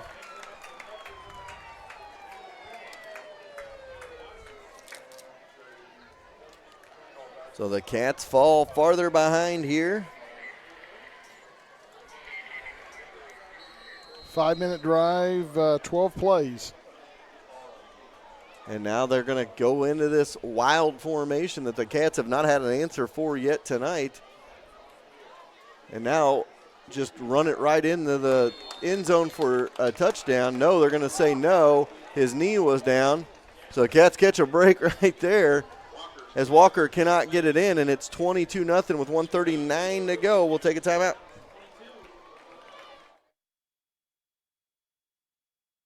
It's 6 p.m. and your family is discussing what to eat for dinner. We've all been there. Everyone wants something different. So make it simple. Go to Forged by Fire in Harrisonville for a little bit of everything. salads for Mom, and a wide variety of them at that. The steak for Dad, a Boss Burger for your growing boy, and chicken strips for the little one. The next time you need a variety of food with extra options to satisfy everyone in the family, make the one stop to Forged by Fire in the Price Chopper Shopping Center on Commercial. All right, 1:39 to go in the half. Cats down 22-0. Maryville another methodical long drive. And the Cats just got to find something somewhere. Something about going to Northwest Missouri and playing on grass fields that does not sit well with the Harrisonville Wildcats, Gary. Yeah, I remember Savannah a couple of times. And obviously this, so. Sonic kick return for a touchdown. Rose Bostic is our contestant. Sign up at 4ts.com, or the folks that have signed up may get drawn a couple, 2 or 3 times during the year. If the Cats return it for a touchdown, it will be a 60-yard variety. They fumble it and then pick it back up, and able to get past the 20 is Percival, up to about the 22, 23-yard line. Started at $50 for a $50 Sonic gift card. It's up to $60. It increases $10 a week. If you do not win but your name is drawn, you will get a $10 Sonic gift card. If you do win and there is a touchdown return, you will win the pot, and it is at $60 now. 1:31 to go in the half.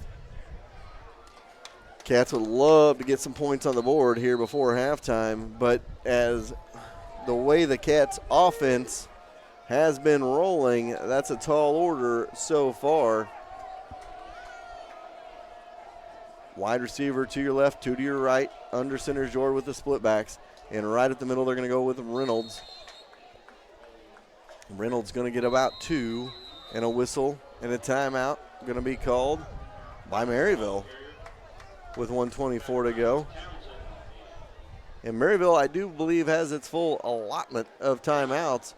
And I think they're thinking, hey, if they're just going to try to go into the locker room, we're going to get a quick 3 and out. We'll have time on the board, and the Cats have had trouble on special teams as well tonight. That's the thing. If they make us punt, if they just make us punt, obviously they were rewarded by a penalty that we had in that one series. So I'm sure that's probably what they're looking at. Why not? So it'll be a 2nd and 8 for the Cats coming out of the timeout. Does your vehicle need a timeout? Go to Young's Auto Repair and have them check it out right behind the garage on Commercial Street. And, you hope the Cats come out a little bit of fire in the second half, kind of the way they did that first drive of the second half against Kearney last week. But they just need to find a whole group of fire right now. You almost feel like they feel defeated right now. And you cannot go into a locker room and you can't go into a football game feeling like that. 2nd down and about 8 coming up for the Cats from their own 25-yard line. George under center, wide receiver left is Knowles, to the right is Atkinson. Split backs in the backfield. And a false start on the Wildcats. False start against the Wildcats.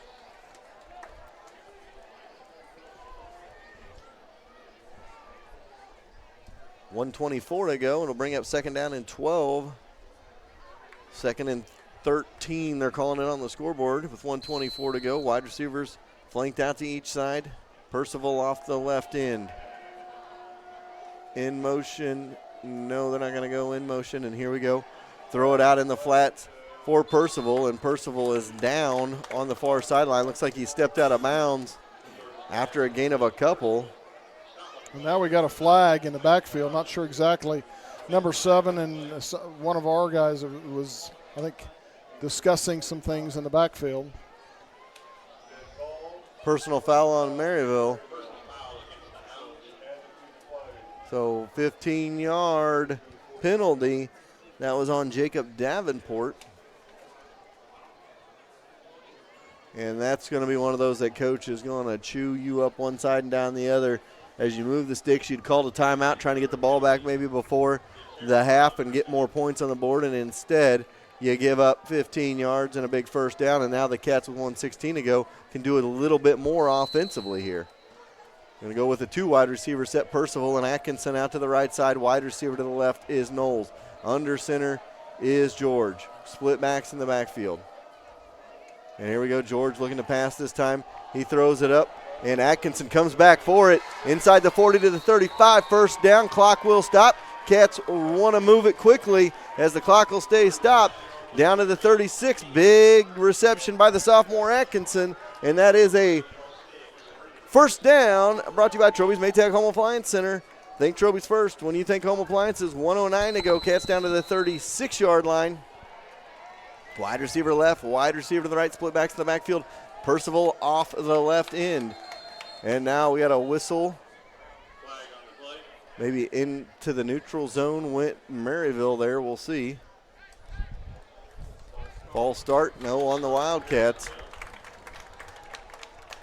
Well, anytime the Cats get a little bit of juice going, it gets knocked down. And we talked about it in the pregame show, Gary. We're talking about practice. And that's one of the things they said they struggle with is consistency at practice, and it's tailored over into the games.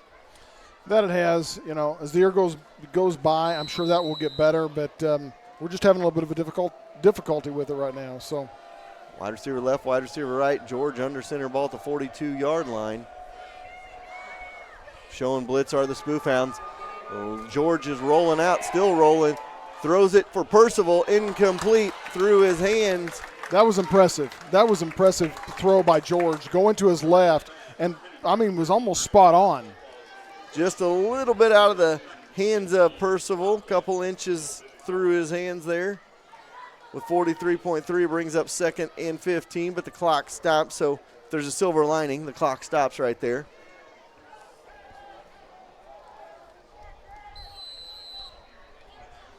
So 2nd down and 15 to go. Several people texting in that they were watching the game. My buddy Jason Leary has been watching the game, and Coach Jackson texted in and said, what's wrong with the stream? So hopefully he's figured it out, and he's watching now. Wide receiver left, couple wide receivers to the right. Little pitch back for Crowley. Nowhere to go. Brings up a 3rd down and 15 with 35 seconds to go. Clock will roll here.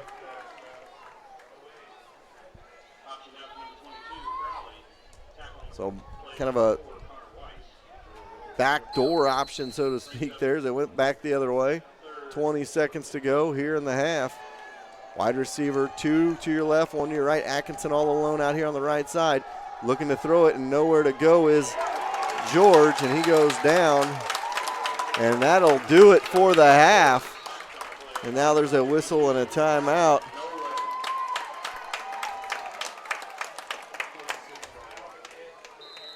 The 4th down coming up. And Maryville calls a timeout, so I thought that would do it for the half, but Maryville wants to force them into a 4th down situation here. But if you're the Cats, maybe this is where you dial up one of those trick plays, roll it out, put Atkinson and Knowles on the same side of the field, see if they can't go down there and snatch a a gift touchdown before the half. Yeah, if there was more time on, I could understand this, but with only 4 seconds, you can run the clock out if you want to. You're going to lose some yardage, but you can run the clock out. Or, like you said, you could roll out, run the clock out with a throw.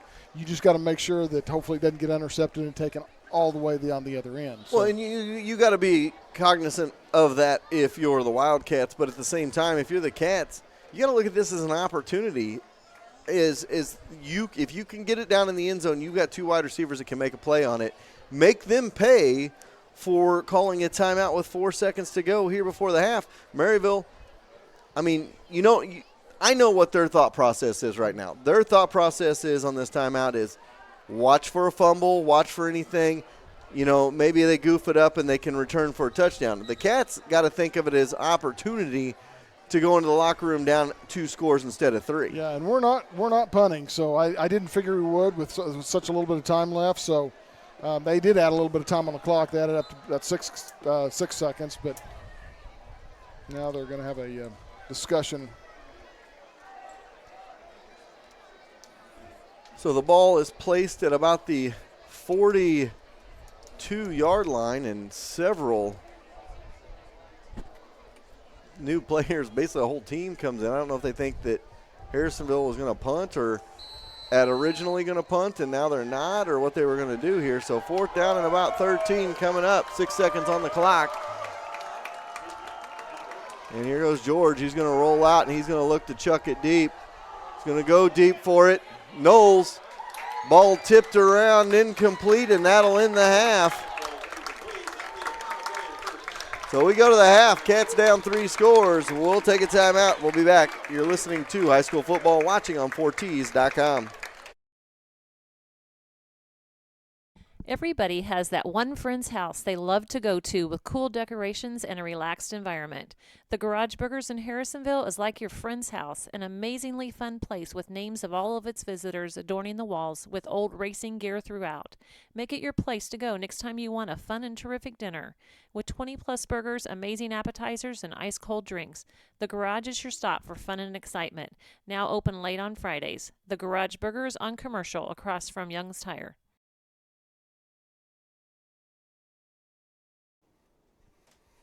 When you live in a small town, you need someone you can trust to buy a used car from. Steve Holland with Holland Auto Sales is that guy. Selling cars in Harrisonville for 35 years gains you that trust. Used car dealers can come and go, but not Steve. Holland Auto Sales, with 3 generations of Hollands graduating from Harrisonville, means he will be here for years to come. So go see the guy who the Grammer family trusts to buy from. Steve Holland with Holland Auto Sales on Commercial Street, just past Burger King.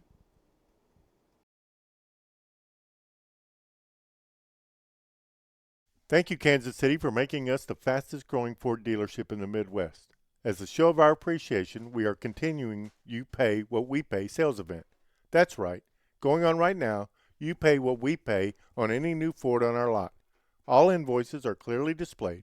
The highest trade-in values and the best financing ever are going on right now at Max Ford of Harrisonville. The lowest prices and a hassle-free shopping environment makes us the easiest place to buy a car. Max Ford of Harrisonville at the I-49 and 291 exit, or anytime at maxford.com. Salon 114 on the historic Harrisonville Square is happy to sponsor this year's Spirit Spotlight, which highlights a different Wildcat cheerleader who has excelled on the team each week. While the stylists at Salon 114 are extremely busy, they are excited to announce the addition of a full-spectrum infrared sauna. This new addition is available to anyone and comes with an array of health benefits. Sessions are available with flexible times and by the minute. That makes now the time to call at 816-651-3722. Of ink and need an important document printed. In Harrisonville, that can spell disaster. Not any longer, though. Kaleidoscope Digital Services has you covered with inexpensive printing services. No more trips to the city just to get a copy made. And that's not all. Computer on the fritz, they'll take a look. Wi-Fi needed for workspace, and even starting a local gaming community, plus new board games to try. Head up to the historic Harrisonville Square and check out Kaleidoscope Digital Services on the corner of Wall and Independence Street. It's never too early to teach your little ones about finances and saving money. Sherwood Community Bank has plenty of options available for you to help kids save and learn how to manage money. Savings accounts can be started as soon as one is born to help teach them to save. Once they are behind the wheel, a checking account with free internet banking and a debit card could be there for them to manage their money.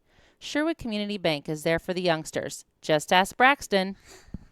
Go see them at Sherwood Bank. That's where my account is. There are a million places to buy a used car, so why not go somewhere you know lives by the Show Me State motto? The staff at Show Me wants to show you that Show Me spirit.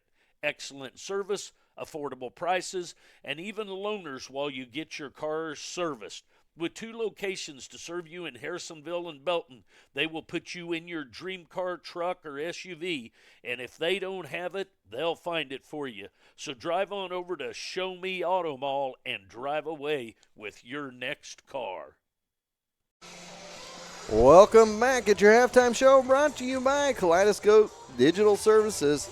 Kaleidoscope Digital Service on the Harrisonville Square, your one-stop for printing, computer service, Wi-Fi, and gaming. Go see Harrisonville's best computer solutions at Kaleidoscope Digital Services.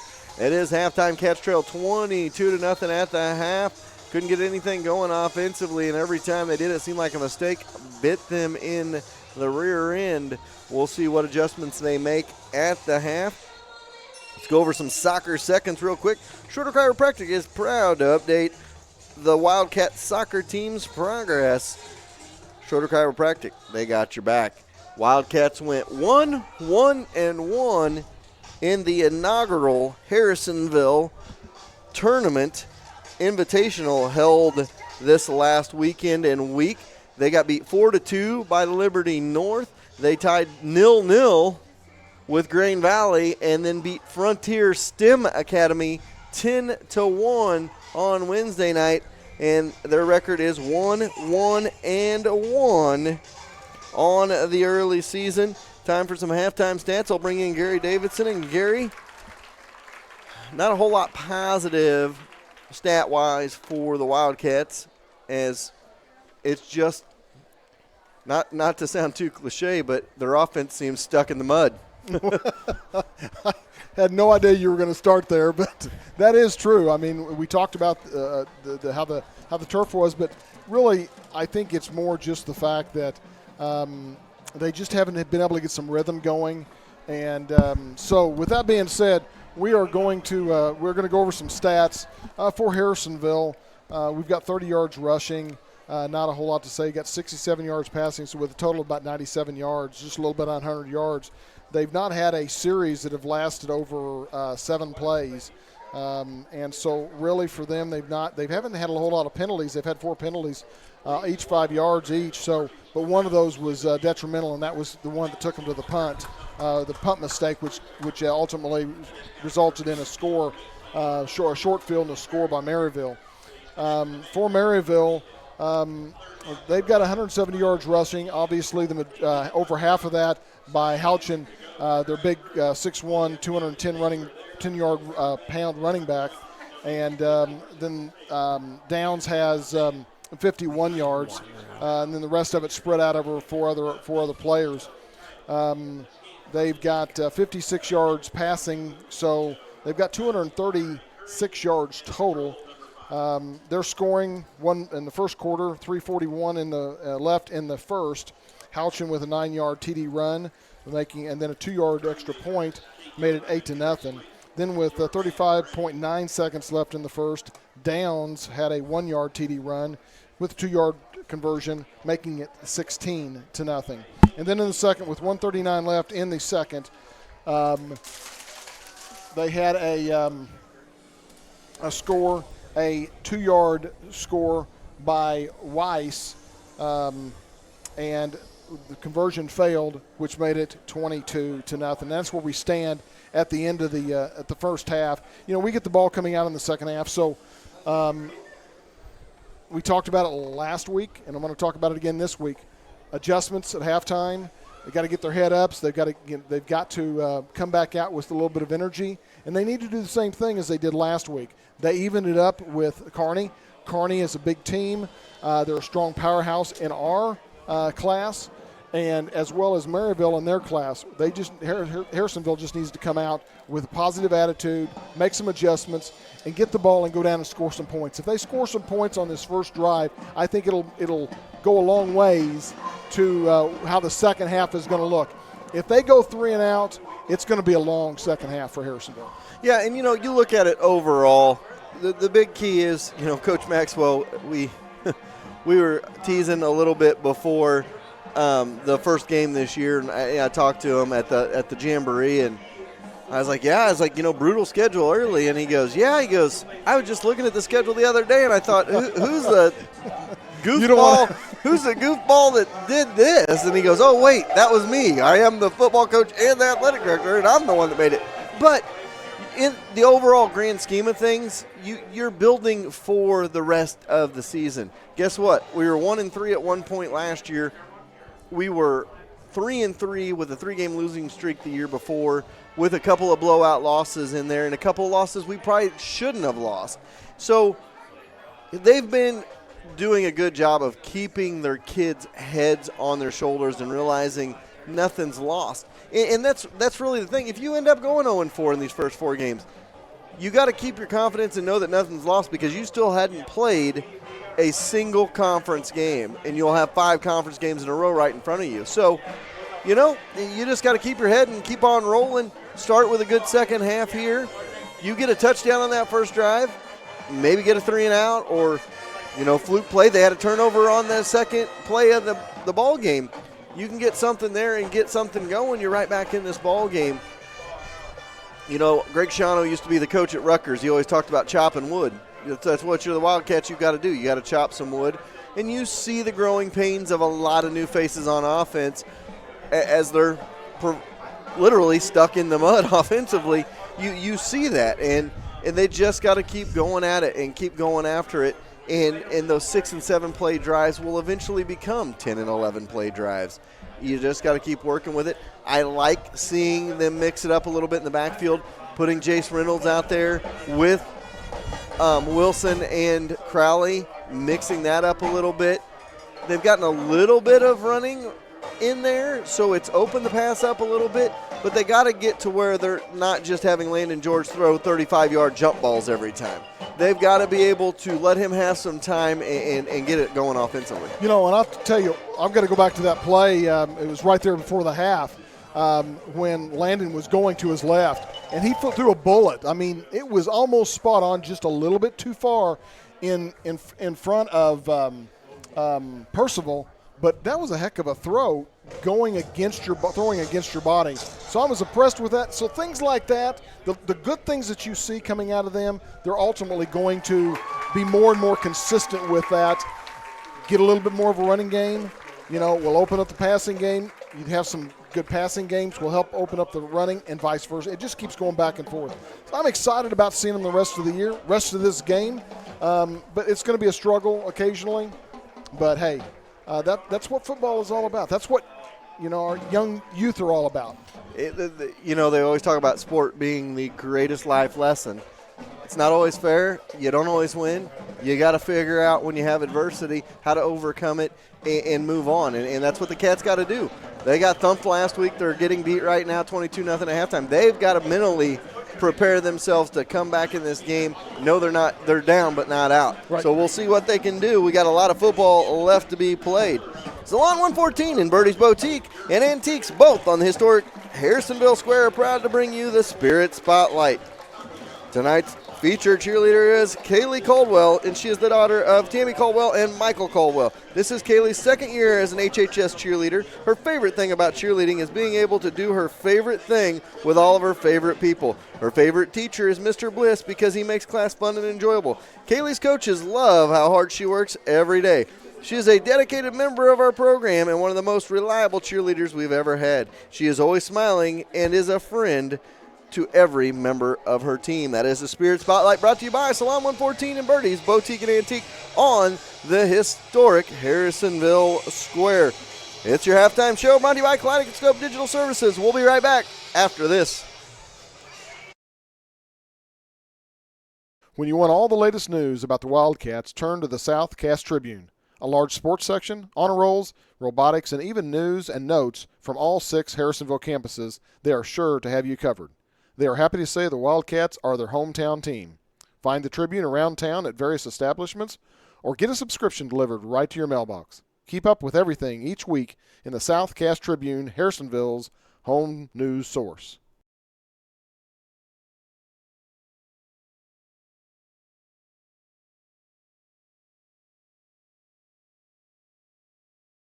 A strong starting lineup is a key to a great team. Insurance is no different, and Stafford Insurance has the best lineup in town.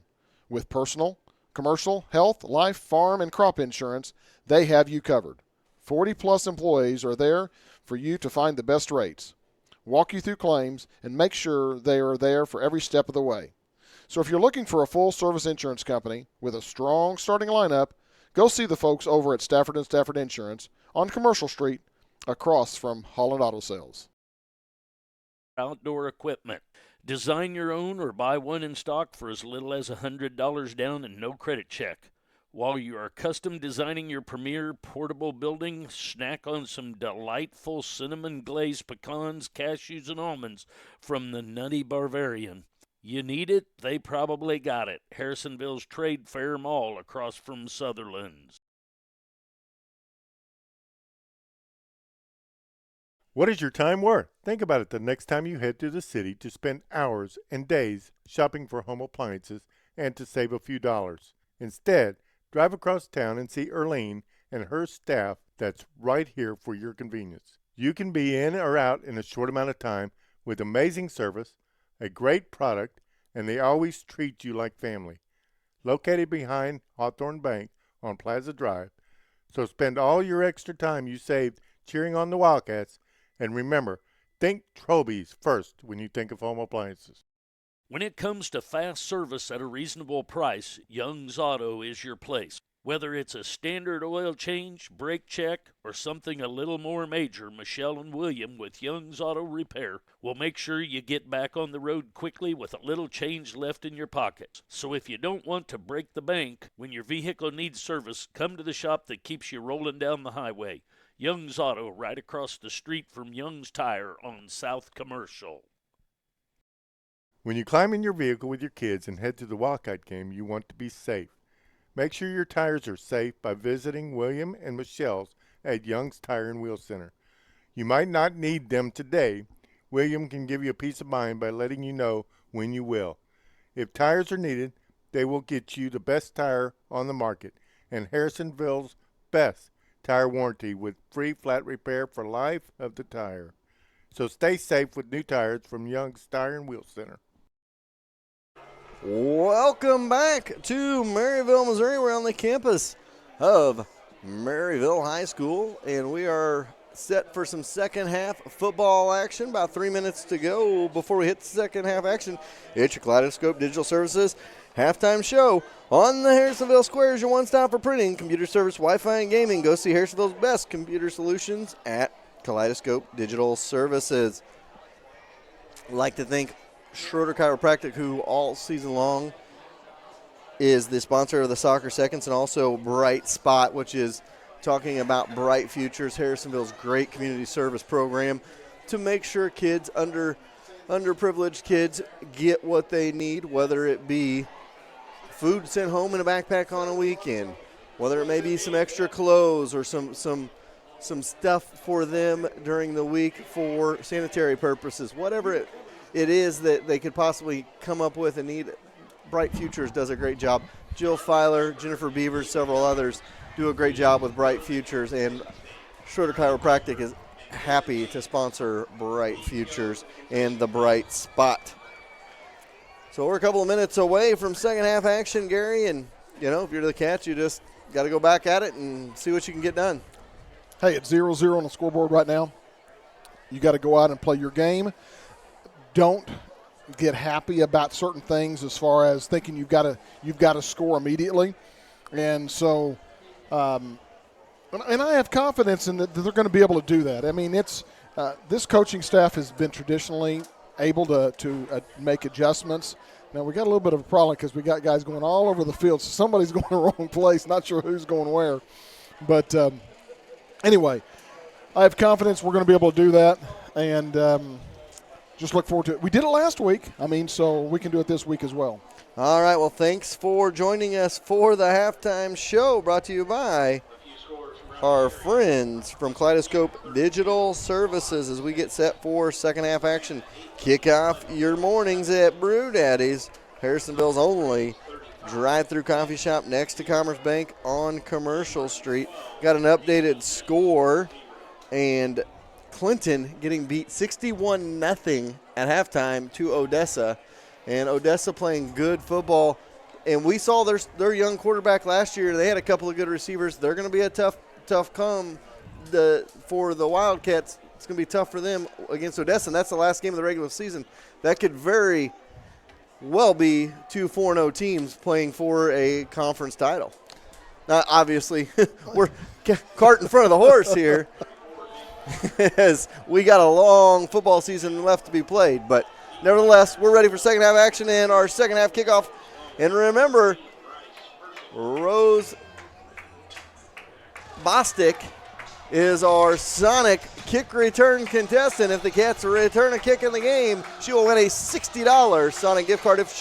If they do not return a kick in the game, she will get a $10 Sonic gift card, and it will be a $70 total next week. And Roseanne, if it's you, I usually know you as Roseanne. If it's you, hello, welcome, and good luck. Maybe we'll have one here. Cats are going to take it from the 10 to the 20. Up the middle, they go to the 30. Flag on the field up to the 40-yard line. And that one's going to be coming back, so the Cats going to take over from about their own 20-yard line on the Colby Knowles return. So blocking the back, that'll push them back to the 20. So another mistake on the kick return, and that has been the MO of the Cats early in the season. 13-7 Staley over Kearney, though. A good game there. A lot of people thought Kearney would get ran off the field by Staley, so maybe that'll be more telling about the Kearney Bulldogs this year than it will be the Staley Falcons. So that'll push them all the way back. It'll be Cats ball at their own 20 to start this drive, going left to right to start the second half in their white away tops with blue numbers, blue trim, blue pants with the black and white stripes down them, blue helmet with the Wildcat. Maryville in their hunter green tops and bottoms with the white numbers, gold outline. In motion they go with Percival, and up the middle they're going to go nowhere to go, right back to the line of scrimmage for the Cats. Looks like that was Crowley, the ball carrier. Going to bring up second down and 10.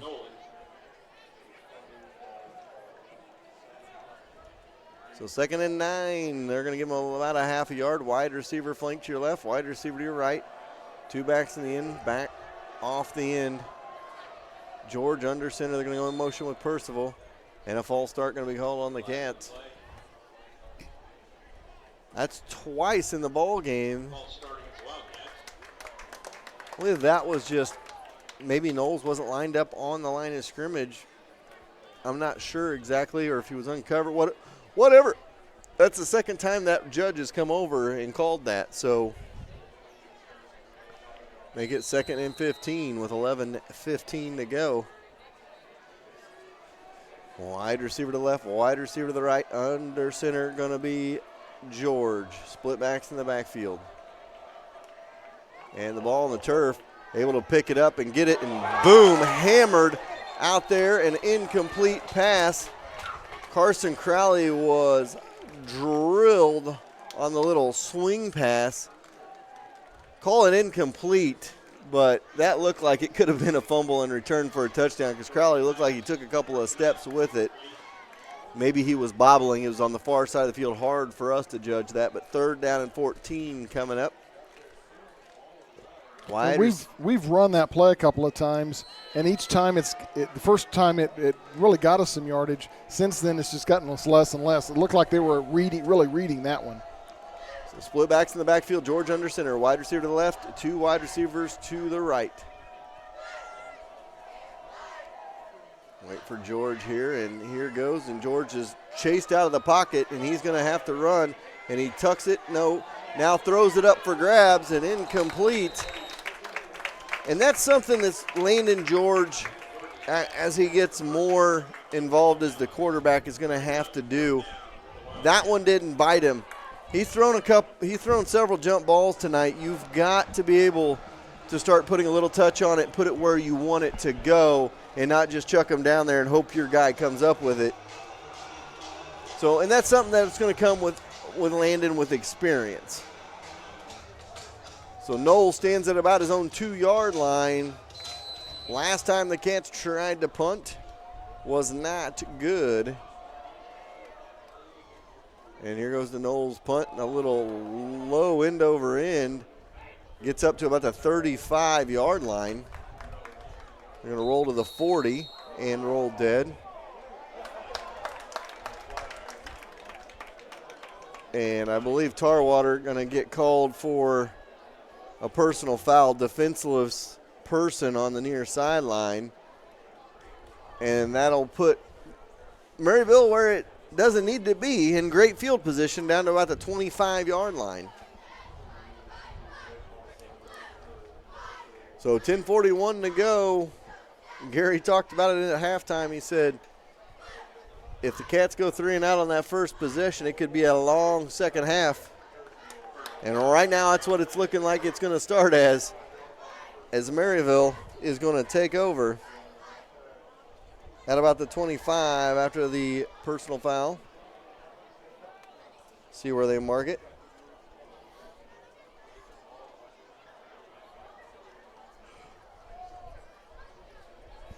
So 10:41 to go here in the third quarter, and Maryville has the ball in amazing field position down to the Wildcat 25-yard line. Downs and Houchin in the backfield. Wide receiver flanked out to the right side. Back off the end in Weiss. So 1st and 10 coming up with 10:41 to go.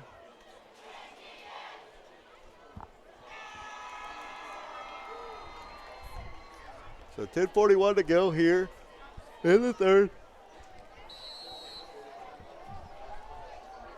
Split backs in the backfield. And here they go, up the middle, Houchin, and he is wrapped up immediately, but still able to gain positive yardage. Like Christian Cooper on the tackle. Brings up 2nd down and 9.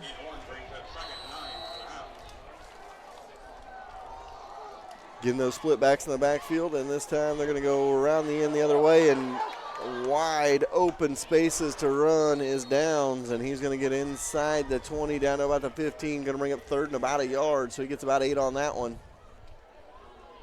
And close to another Maryville first down. They have marched up and down the field so far in this one. So 3rd and short.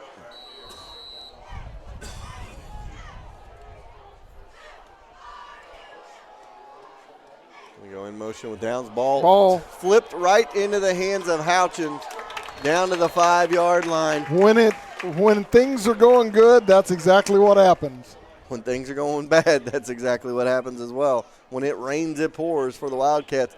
I mean, that ball popped right out of the hands of Walker, and Houchins ran right to it as it was still in the air like it was supposed to be a pitch, and it makes it 1st and goal down to the 5-yard line.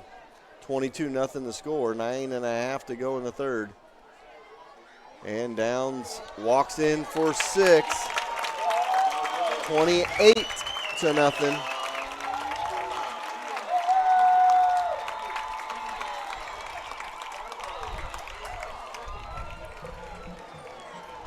So 9:28 to go here in the third, and the Cats trail 28-0. They still haven't kicked an extra point here tonight.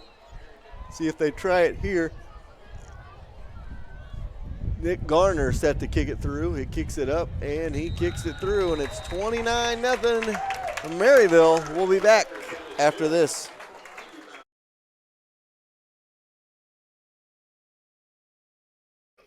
Decisions on the football field must be made in a split second. When buying a home, it is quite the opposite. Let Carol Looney and her staff at American Heritage walk you through the process with ease. They will make sure buying your dream home doesn't become a nightmare. From the first showing until the keys are in your hand, go with the realtors that have called Harrisonville home since 1981. American Heritage Realtors, office located next to Sonic on Commercial, or go see them at americanheritage-realtors.com. All right, 9:28 to go in the third. Maryville out in front, 29-0. Cats have struggled all season long offensively and find themselves in another giant hole here in the third. Down by 4 touchdowns. A great start to the night for the Cats. Second play of the game, fumble by Maryville. You thought the Cats were going to be able to capitalize, couldn't get anything going offensively, and it's been all Maryville since that point in the ball game. They forced a 4 and out. got the ball back and were able to go 86 yards in 11 plays and have demoralized the Cats since that point. Here comes a kick, going to be picked up by Knowles at about the 15 to the 20. Looking for a spot to run to the 25. Ball out, and Maryville is going to cover.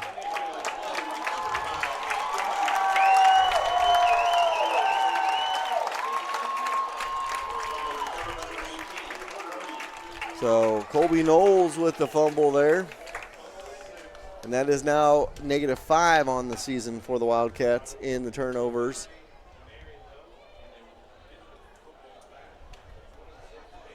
And it will be Maryville ball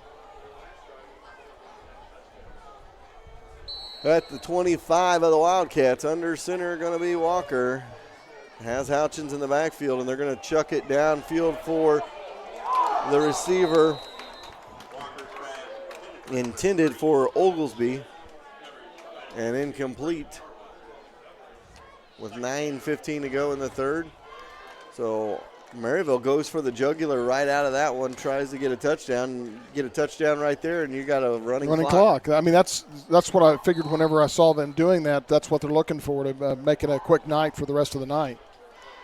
So here we go, and up the middle they go with it on second down. Houchin going to get about 4 or 5 out of this one. Going to bring up third down and manageable for Maryville with 9:05 to go in the third. Third and about 6.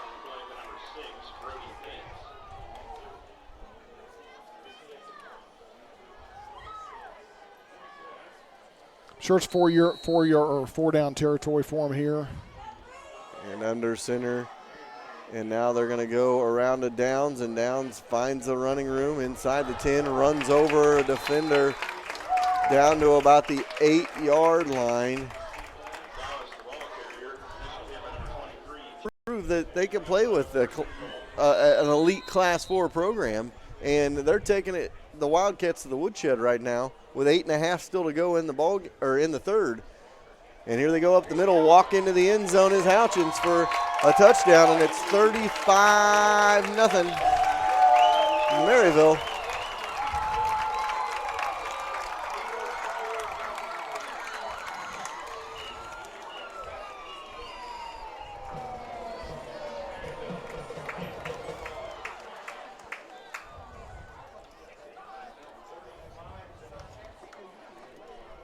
So 8:29 to go here in the third, and it's 35-0. That means there will be a running clock unless the Cats can score here. And that put Houchin over, I think I messed up at one point in time, but that put Houchin over 100 yards and 20 carries. So we got a player down on the far side. The way he's sitting up, I'm thinking it's probably cramps, but don't want to ever minimize anything until you really find out what's going on, but it looks like that's maybe what it is. And just the way he's walking back, it's like grabbing at the leg. Not sure who that was over on the far side, trying to see the number.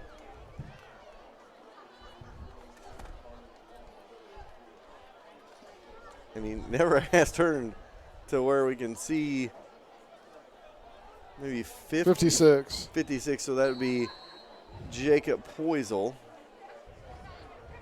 So here comes the extra point. It is up. It is good. 36-0 Maryville. We'll be back after this.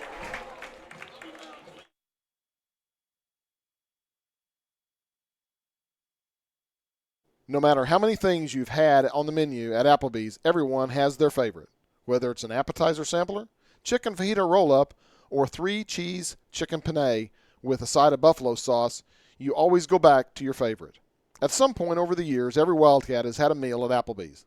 The next time you head to Applebee's in your Wildcat gear, mention the Wildcat Special and receive a 10% discount. Applebee's of Harrisonville on Rockhaven Road, catty corner to Quick Trip. Welcome back. 8:29 to go here, third quarter, 36-0. Cats down in this one. We knew it was going to be a hard schedule when the season started. I don't think we had this in mind, and right now you just got to find your want to, Gary. You got to find your your moxie a little bit. You got to find out what you're made of. We talked about it. You know, sports give you your greatest life lessons. And right now, the Cats got some life lessons to be learned here and decide how they want things to go.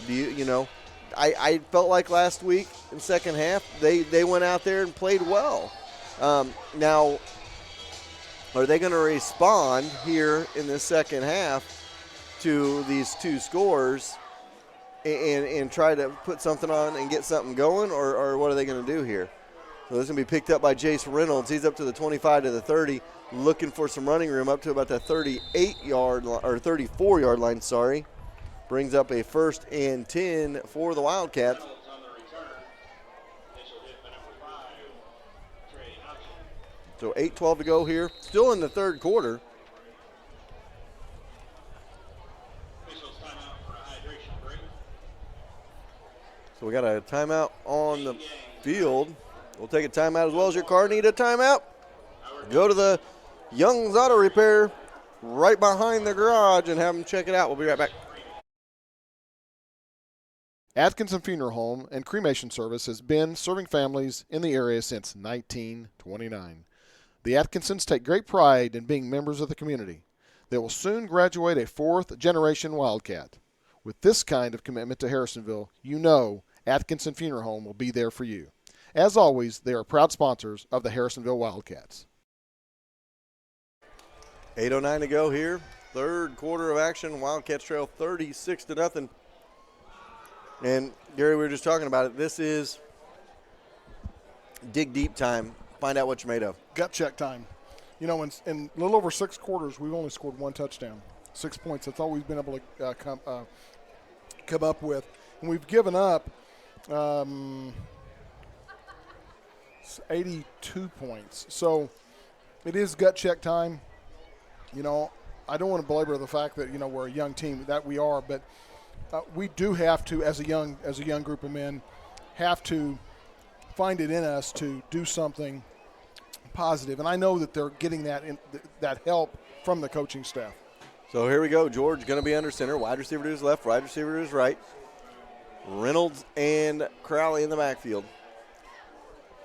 And here we go. Right up the middle, it'll be to Reynolds.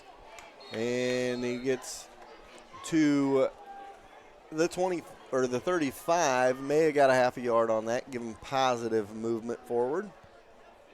And it brings up a 2nd down and 9. You knew that, you know, coaching staff, I think, knew there was going to be some growing pains at the beginning of this year as well. And they knew with the schedule they had. And right now, you fight through it and you just keep on rolling. And at this point, too, try to keep people healthy. Well, and keep their heads up. I mean, where you have games like this. And nowhere again to go for Landon George. And you know, I'll say this. One of the things I thought was going to be an early bright spot for the Wildcats and an early strength of theirs was going to be the line play on both sides. And it just hasn't been there for either game. Now, that being said, a lot of that can be attributed to the two teams you played in, Kearney and in Maryville, both great running teams and both great line play teams. 3rd down and long coming up for George. He's under center, wide receiver left, wide receiver right, 2 backs off the end. George looking to pass, throws it out in the flats, and almost picked off and then dropped by Reynolds on the little swing pass to the outside. And that brings up 4th and 10 for the Wildcats with 6:35 as the clock rolls here in the third quarter. Yeah, you just don't want this to demoralize them where they don't feel like that they can come back. And again, I got to hand it to the coaching staff and also the senior leadership that is there. They're going to need all that to be able to help them. Keep in mind, Isaiah's not playing tonight. He's not the whole team, don't get me wrong, but we are playing a little bit short and things that could have maybe benefited us a little bit. 4th down as the punt is coming up.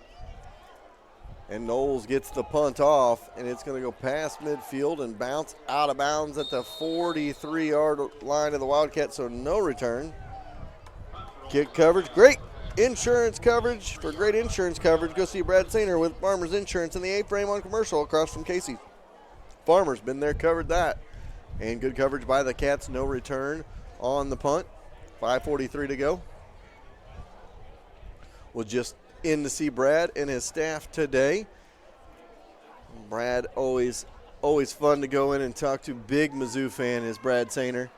I think I said Sainer too, and I'm just off my game a little bit here in the second half. Brad Sainer, Farmers agent, talking about the upcoming Mizzou game tomorrow and see how the Mizzou Tigers going to do here on 1st and 10. A little wraparound, ball on the ground, and the Cats are able to cover, and it goes back the other way. So Cats have gotten a couple of turnovers tonight.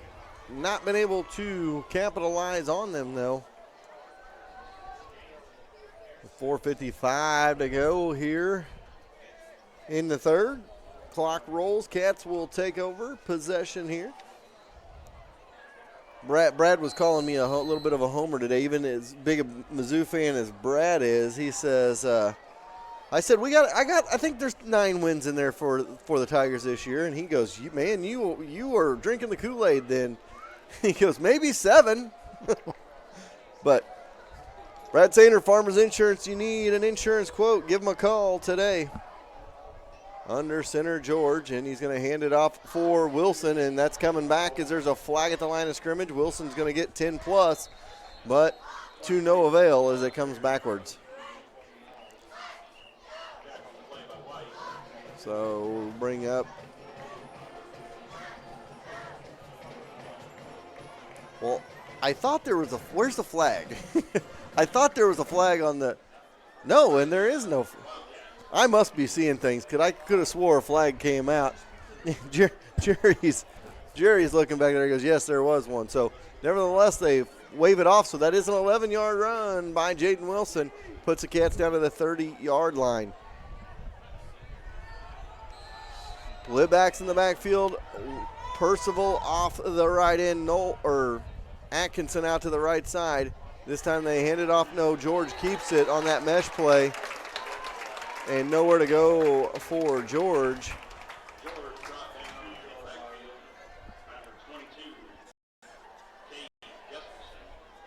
And, that's just what they've just not been with it. But you have to be running downhill to do that, and you can't have the defense in your backfield when you're doing that. So 2nd down and about 13. And there's a helmet. Get on. I couldn't tell you the last time the Wildcats got beat by 30+ points. So Brett Jones and back-to-back 30+ point losses. And I'm sure Brett knows, and we'll get on that if he's listening at home. One of them was going to be Platte County. That was several years ago. But I don't know the next one back. The next one was a close game, I believe a close loss to Excelsior.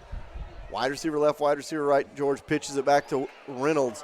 And Reynolds gets past the initial line of scrimmage and gets about 6 yards out of that one. So Jace Reynolds, Wyatt's younger brother, the freshman, with the carry. And Wilson made a good block out there too. But, so this is, it may go back to 1991. Might have been the last time. I don't know for sure. Jerry Forschler may know a little bit about that team. 2 minutes to go in the third. And right up the middle. Maybe even Chopper will know a little bit. I was talking to Chopper today, and he was really impressed with Chopper from Kearney last week. And I was talking to him today, and Chopper may know about that squad as well. So 4th down coming up for the Cats, 4th and about 6. 1:45 to go here in the third quarter. Splitbacks in the backfield. Percival off the right end. Atkinson flanked out to the right side. And under center they go. And rolling out the pass is George, and he chucks it down for Percival. Incomplete, almost picked off. And that'll be a turnover on downs. And back in the 1990 season, they got beat 41-0 by Belton and then 37-0 by Springfield Central. Also 47-0 to Marshall that year. That was the only winless season in Wildcat history, and I do not believe that we're anywhere near going to be there this year. I firmly believe we will see several wins on the Wildcat schedule here, and they're going to go right up the middle with it. Gain of about 1 or 2. So the clock rolls here in the third quarter. 27 seconds to go.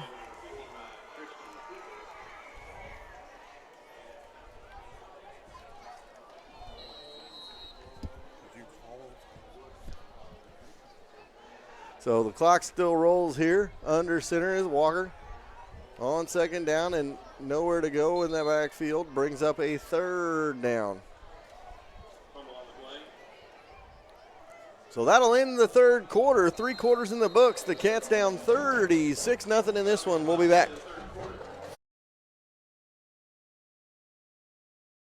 The Harrisonville Square is quickly becoming a shopping destination, and a big reason why is Birdie's Latte or delicious muffin or cinnamon roll.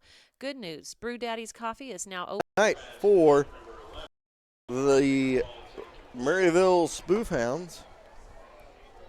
When you keep going, mark it at the 35.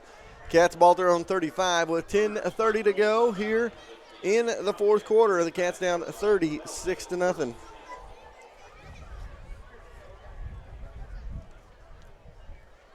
So 10:19 to go.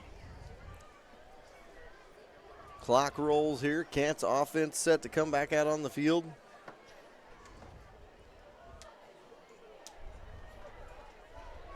And all Maryville in this one. As play clock now rolls. Cats offense comes out on the field.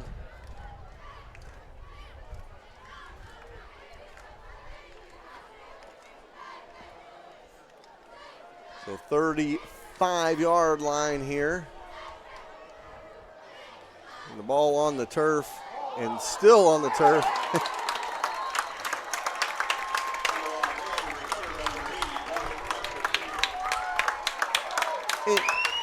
You know what I like about that play right there? This may seem inconsequential or not a big deal to some people. Landon George was mighty mad after that play right there. He wasn't slouching his head. He was livid that just happened. That means they care. That means they care a lot. Oh, absolutely. And that's something, you know, if it was in their head so much that they just doesn't feel like they can compete, I think you would have seen heads hanging, and you didn't see that out of George right there. He was mad. Going to go around on the end around, back to the near side, spin inside the 30 down to the 25 are the Spoof Hounds with 8.5 to go.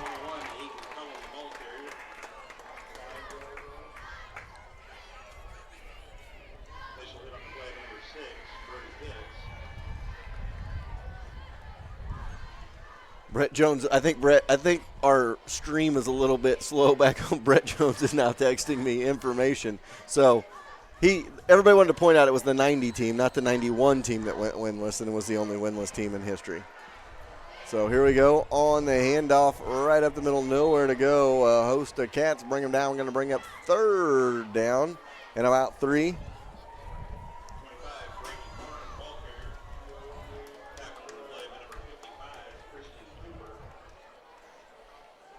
Oh, 1959 was 0-8 as well.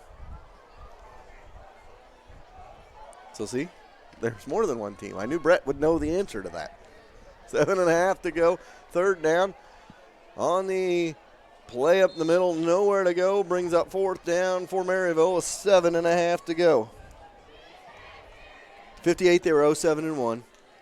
57, they were 0-7. 58, they were 0-7-1. 59, they were 0-8. And 1990, they were 0-9.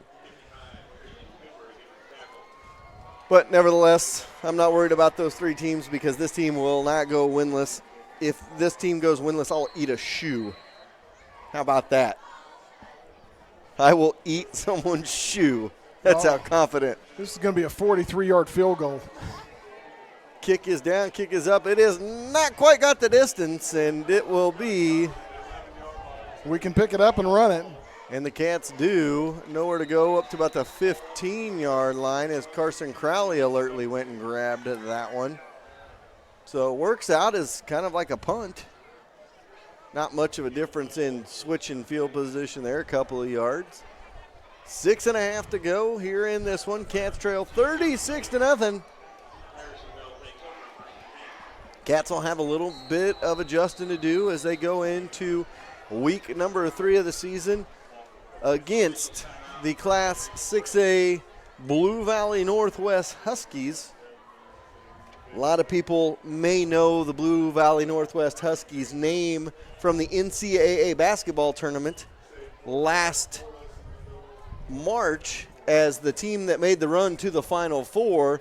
Loyola Chicago has a couple of gentlemen that went to Blue Valley Northwest, and Ben Richardson and Clayton Custer, 2 gentlemen that were also trained in their offseason by Harrisonville's very own Luke Cooper. So your Did You Know for tonight about Blue Valley Northwest. And I think we had a conversation about Luke and his older brother Sam on the way up here as well. So yeah, we talk about some stories. We need to bring this story back up. Slammin' Sammy Cooper, way back in about 2009, I believe it was, the 2009 season. That'd have been Sam's senior season. He had several Wildcats over at his house, including Clint Hawker and a couple of others. And they were playing video games. And Sam Cooper got mad because he got beat at a video game, proceeded to go out in the backyard, grab a T-ball bat, and pound the big old oak tree or whatever tree it was in the backyard as hard as he could about 5 or 6 times. Well, he didn't get any longer out of that because that 6th time it bounced up and popped him right in the chin, busted his chin open, and he had to go get 6 or 7 stitches. And the rest of that season, I referred to him as slamming Sammy Cooper on the first down run. Couple of yards, but a flag in the backfield. This one will probably be coming back maybe on illegal procedure. Illegal shift on the Wildcats. So that is my slamming Sammy Cooper story as he got so mad. And we talked about Sam on the way up here. If you could mold a team of players with want to and a little bit of moxie, a little bit of attitude, you would want a whole team of Sam Coopers.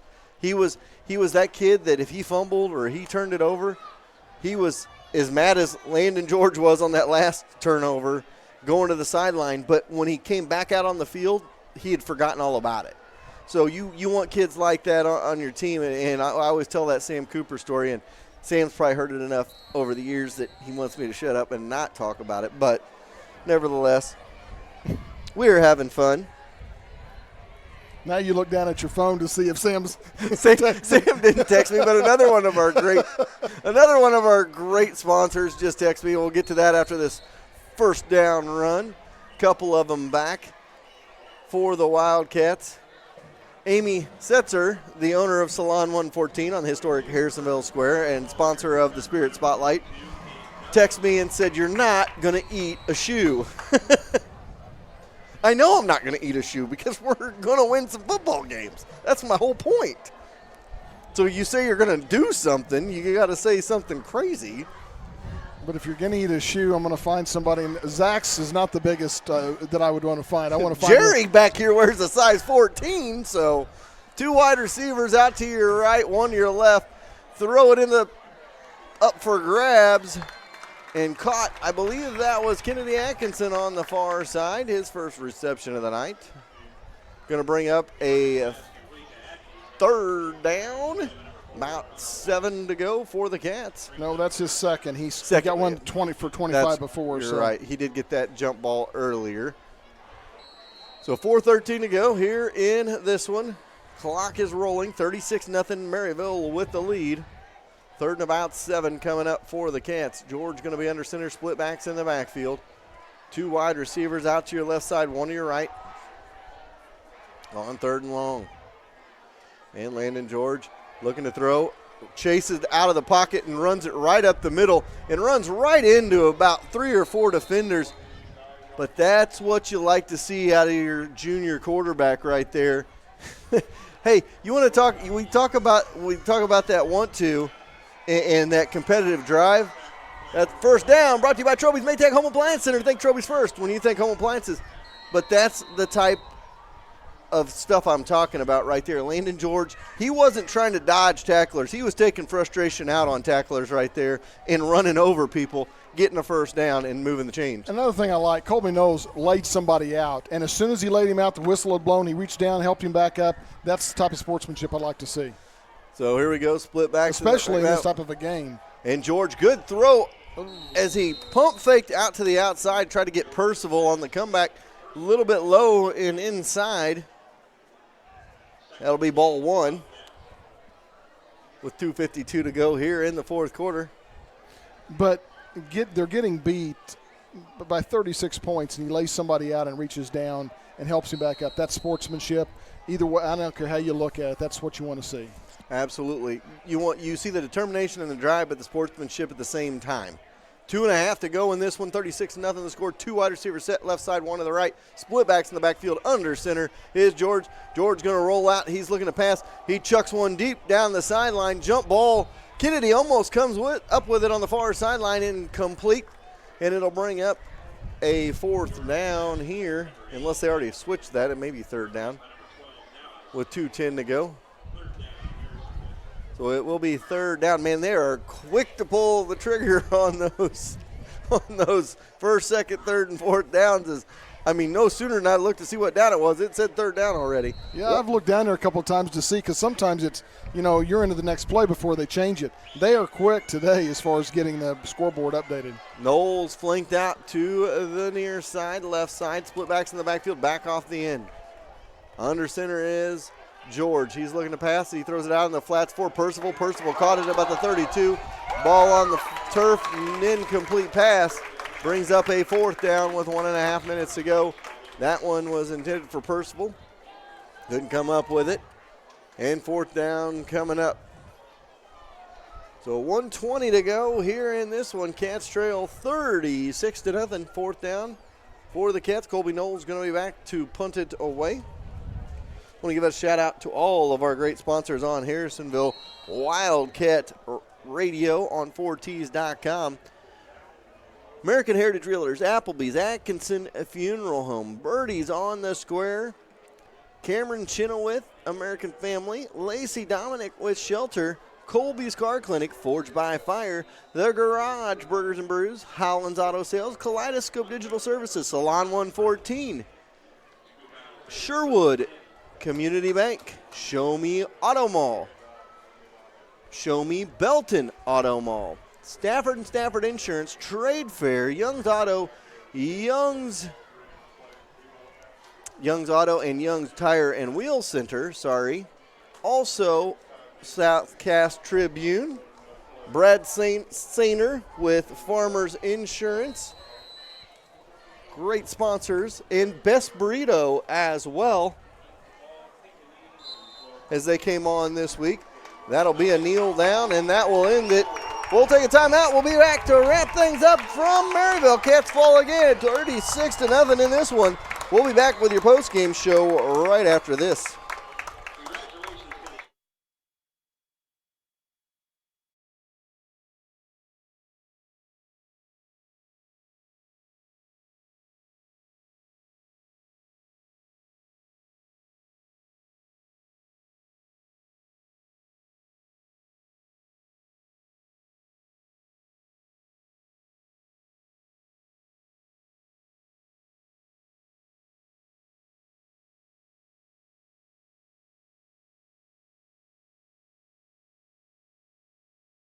Teammates on a football field are a must. That's why Cameron Chenoweth of American Family and Lacey Dominic of Shelter Insurance are teaming up to give you options in the insurance market.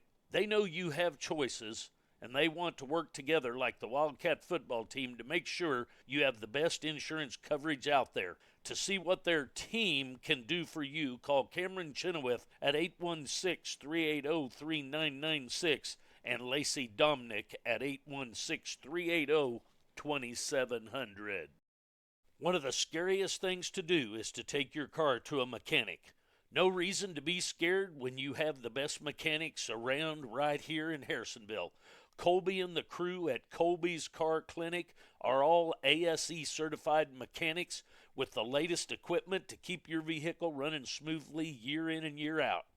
Add new tires and being a rough country lifts and accessory dealer, Colby's Car Clinic takes the fear out of getting your car fixed. So give Colby a call at 816-380-3000 or go see them in the big blue building behind O'Reilly's.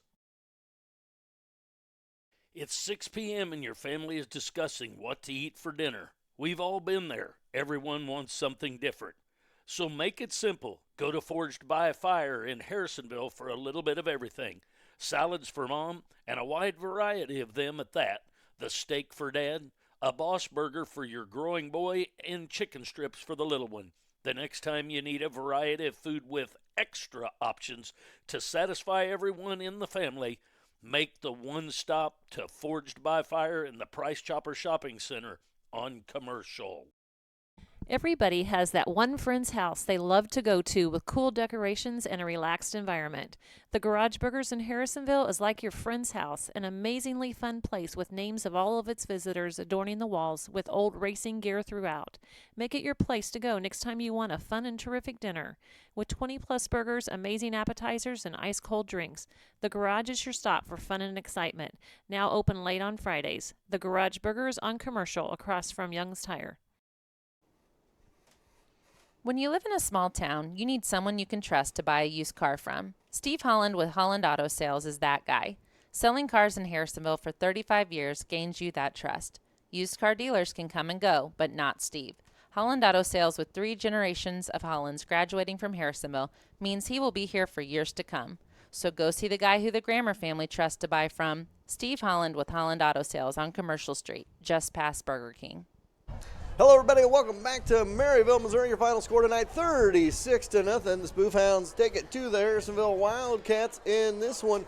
We knew it was going to be a tough road these first 4 games of the regular season, as the Cats had Class 4 number 2 Kearney in Week 1, Class 3 number 5 Maryville Week 2. They have Class 6A Blue Valley Northwest next week, and then they have Class 5 number 5 in the state ranked Columbia Battle in Week 4. Cats now 0-2 on the early season, but have lost to 2 very good football teams, and it's just regroup, re-go type, kind of reboot again, see what can happen next week. We talk about it, you don't want to, you look at these first 4 games as a whole, but you want to take them one game at a time. Some positives that come out of tonight. Number 1, looked like everybody's still relatively healthy. That's a good positive. Number 2, you don't have to play on grass the rest of the year. Boy, Number 3, you're digging deep to try to find something, Chad. Number 3, they didn't get white pants dirty. They got the blue pants dirty. I mean, we joke about it because we have to. You know that they're just as irritated as anybody, that they've lost these 2 games. They feel they're an elite Class 4 program, and by all rights they are. Right? But now they got to dig deep and find themselves here over the next 7 games. They have played 2 elite teams in the first 2 games too. I mean, you're going to see Kearney. You're going to see Kearney go deep into the playoffs. You're going to see Maryville go deep into the playoffs, and we don't know what's going to happen in the next couple of weeks, but probably those teams are as well. So the positives out of this is we've played some tough games, and we're going to learn from the adversity, the mistakes that we made, and we're going to get better. It's proven in the past that that's what's going to happen. The coaching staff, the leadership in this team, the seniors are going to prepare us for the next games. And if we lose the next 2 games, it's still not just because it's a loss in the win-loss column. It doesn't mean that it's a total loss. Those losses lead to victories later on. So I'm not upset at the kids. I know they're playing the best they possibly can. I'm going to hats off to them. All we've got to do is look forward to next week and improve on those things that we can. Yeah, you just got to improve each week. You've got to take the positives. We talked about throwing Week 1 away. Well, now you got to go back to Week 2. You don't want to harp too much on it, but you got to go find the positives in it, and you got to go find the negatives that you did not that you can fix, because we talked about it, coaches talked about it last Friday, is that's one of the struggles they've had, is putting together sustainable drives and doing the same thing in practice. And you're seeing it in games right now. Guess what? They have a 6 or 7 play drive, and then it stalls out, it sputters, or they make mistakes. And they've got to make those 6 and 7 play drives become 8, 9, and 10 play drives. And they're going to get better throughout the season. They've just got to keep chopping the wood and seeing how things are going to go. Well, as far as stats, not going to go into them a whole lot. Maryville had a very good game. They controlled the game the whole time. Really, total yards, they had about 285 yards and controlled the clock as well. Second half scoring, they scored twice, once or both times in the third quarter with 9:28 left, where they had a 5-yard touchdown run conversion made it 29-0, and then 8:29 left in the third. They had a 9-yard touchdown run conversion, made it 36-0, and that's where we're at. Just take it home and regroup and work on it this next week. Post-game show brought to you by Forged by Fire. Harrisonville's post-game headquarters is Forged by Fire. Head over after the game. It is over. Get ready for Friday Night Trivia. I'm sorry I'm not going to make it down for Friday Night Trivia. We'll be home at about 12:30 tonight. But nevertheless, go out to Forged by Fire. Remember, our Max Effort Player of the Game, Max Ford, is proud sponsor. The Max Effort Player of the Game, Max Ford of Harrisonville, the easiest place to buy a car. Couple of nominees for the Max Ford Player of the Game. Jace Reynolds, a freshman, thought he had some great carries for us tonight. Also nominate Colby Knowles, had a couple of big catches for the Cats offensively. And on the defensive side of the ball, you had the fumble recovery and Carson Graff on the defensive side. We called his name quite a bit tonight. So those are our nominees for the Max Effort Player of the Game. And Gary, you know, you don't want to beat the proverbial dead horse that's sitting here, but you got to go, you got to regroup, and you got to do it fast. You got another game next Friday. They don't get any shorter in between the weeks. And I'm going to add one more. Kennedy Atkins had a real good catch. He had a couple of catches tonight, but he had one real good catch there in the first. So I'm going to add him as well as far as one of those nominees. So absolutely. Well, that's going to wrap it up from Maryville. Cats fall 36-0, fall to 0-2 on the early season. We'll be back in action next Friday night from Blue Valley Northwest, and 4Ts will have that game live from Blue Valley next Friday night. We'll see you then.